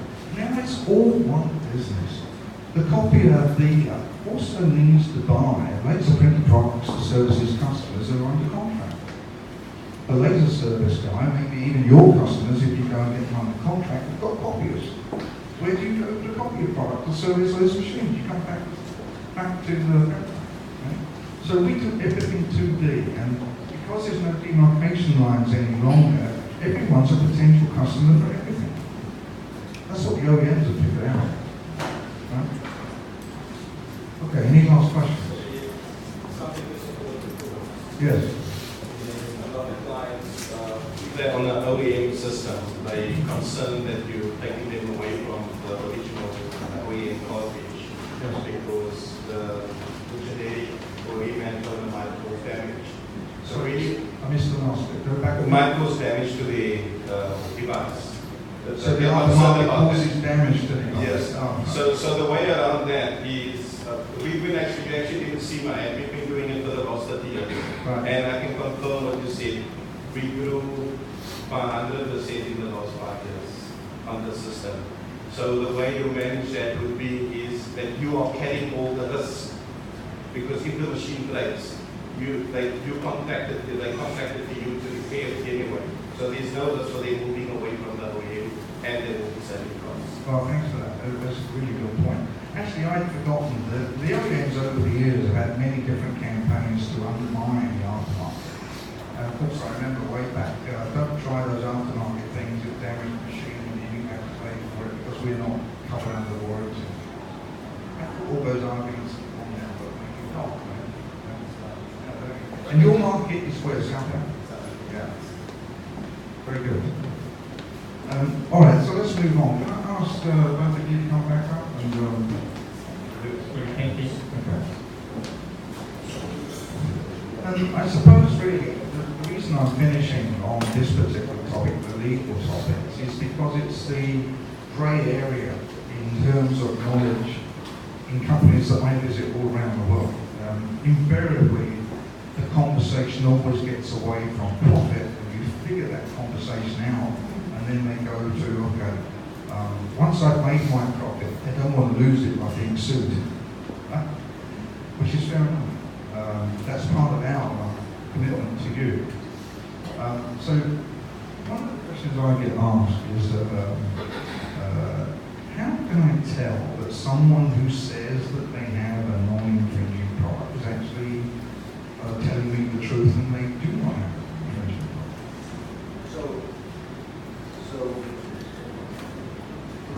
what we recommend you do if you're in that situation and somebody is telling you they have a non-infringing product, what you should do is you should ask your lawyer to reach out to them and say, okay, I want to see a written opinion of counsel showing me that you've had a lawyer look at this, and I want to share that written opinion of counsel with my lawyer so that he can say, yes, this is a thorough and valid written opinion. And a lot of people will initially say, well, I don't want to share my opinion with a third party because then I'm waiving my attorney-client privilege, and that becomes something that could be discoverable in litigation.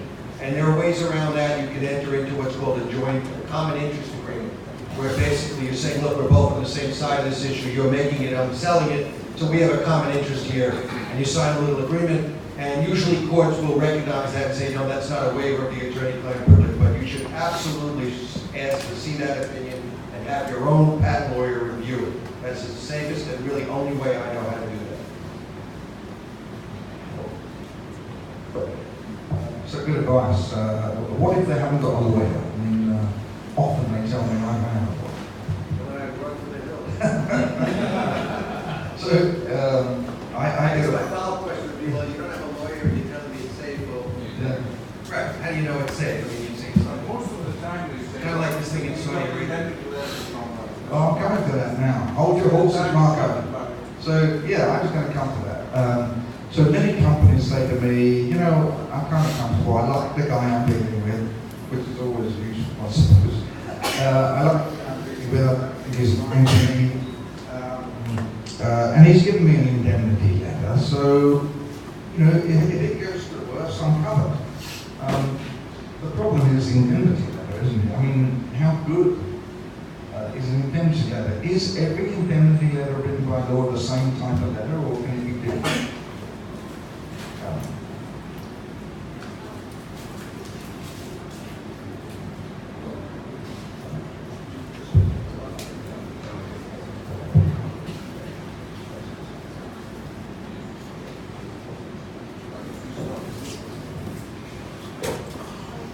Yes, I think later is the later. I think what we need to do is to see the statutory work, whether really they have done the research or the products. We may how to say to some people happens to us. Sometimes I see some of the customers say, okay, they have a later, and also sometimes they have a so-called written opinion, but that's not a legal opinion, or there's some engineering, there's some, the claims. Sometimes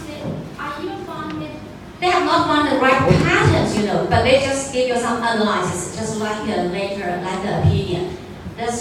I cannot name the company, but that's a famous company. I read the paper. Okay, this is an opinion. No, this is engineering, just like a chart or something. So anyway, I think what you need to do is later is not enough. But just as Mark said, you need to finally you will be the people or the company to be reliable for to be banned. At least whether how to say anyway the letter is not enough, whether they are financially available or legally available to support you.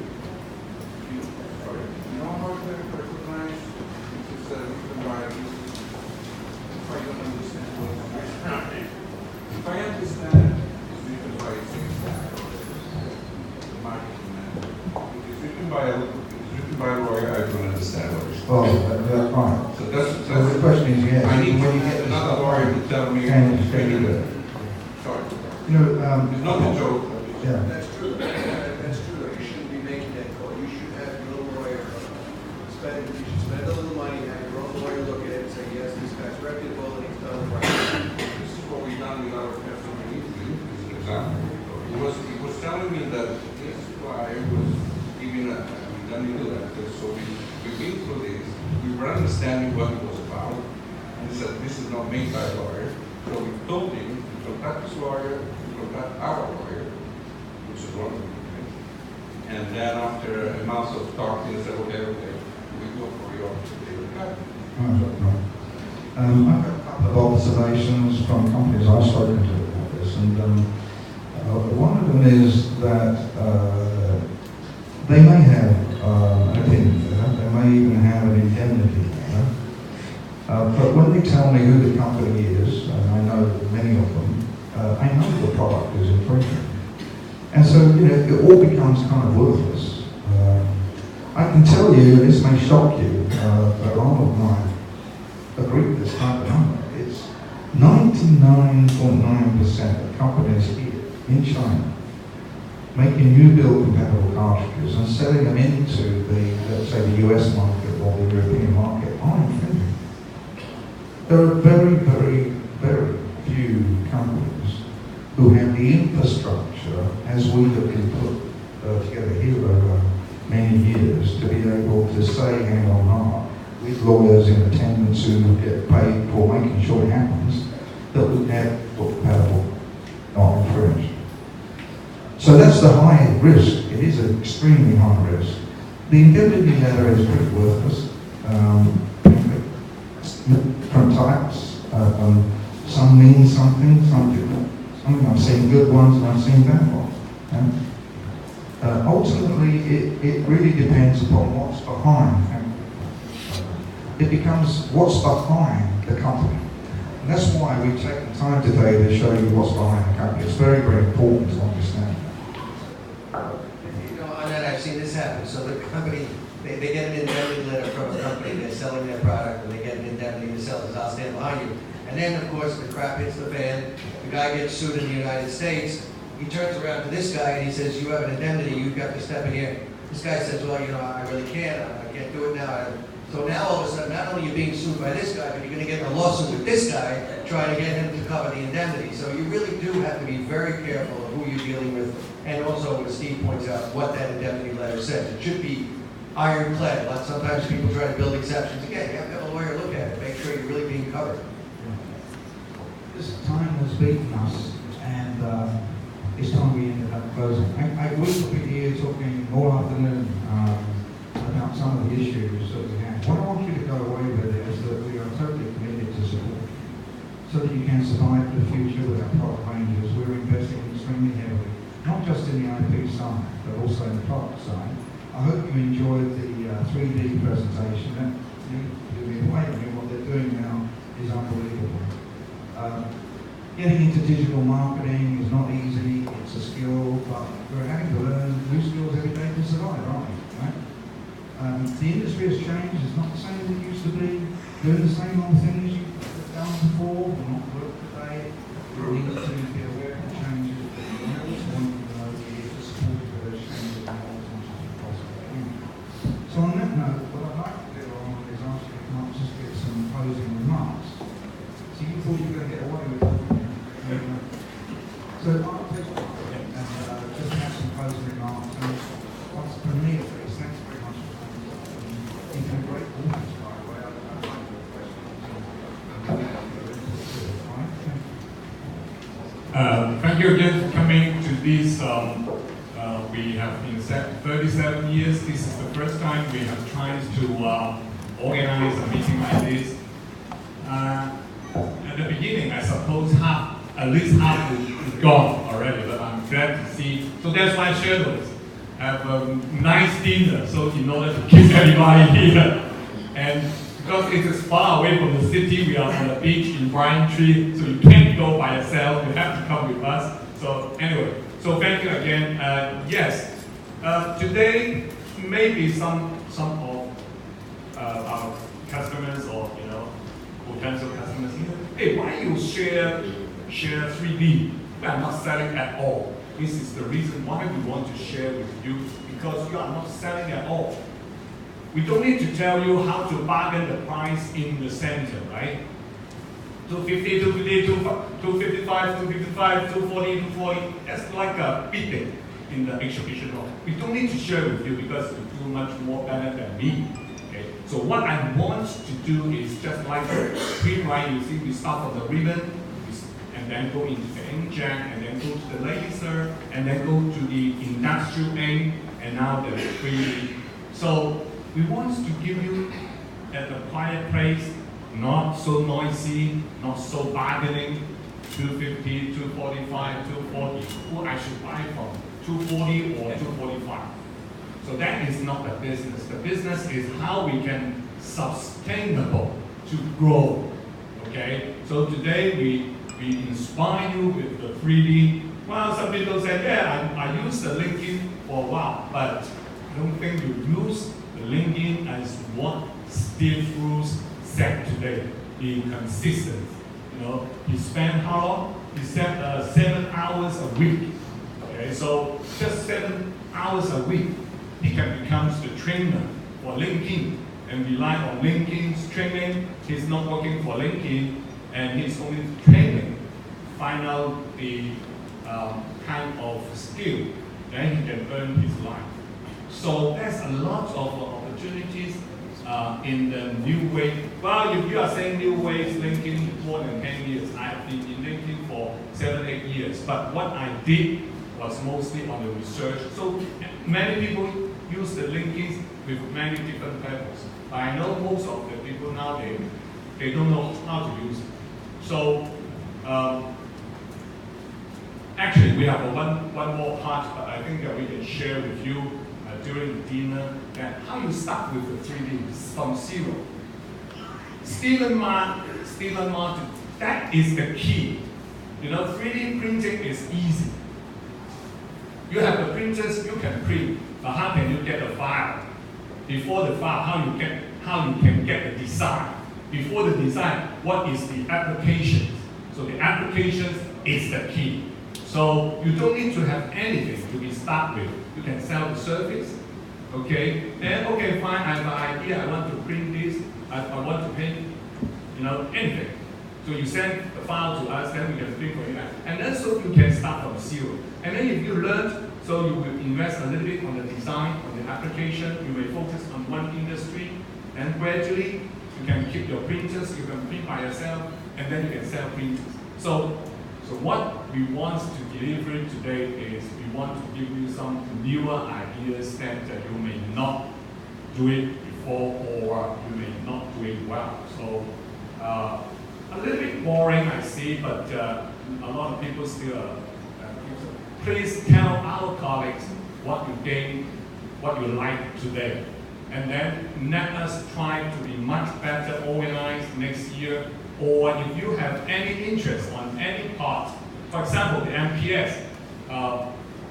I heard that, do you have the software? No, not yet. But we want to see the response. This is kind of push and pull. If everybody here is calling our colleagues tomorrow saying, hey, I need a solution, then we will spend money, effort, to push it out. If there's no response, that means our customer base may not have interest. So for this 3D, the same. Anyone have any interest, just tell our colleagues. Even though for the social media, we can, today actually you can watch the Facebook we have online. But the result is not so good, I just tried. But we will improve. So you don't need to come down to Zhuhai. If you have an interest on, hey, Arnold, can you share more with us on the social media sales campaign? Yes. Okay, so we can do much more, but we need your responses. Okay, we need your response. So please tell us what you want, and then we can improve better.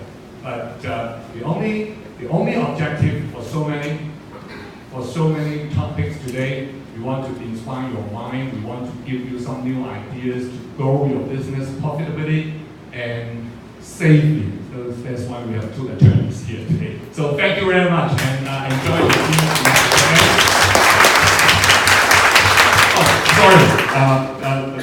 Since Stephen Mars and Stephen and Steve left, but on behalf of I think we have a wonderful speech today on several topics. Thank you for Martin, thank you for Helen, thank you for Steve, of course, thank you for Felix, and thank you for those who spoke in the stage for us. Thank you very much.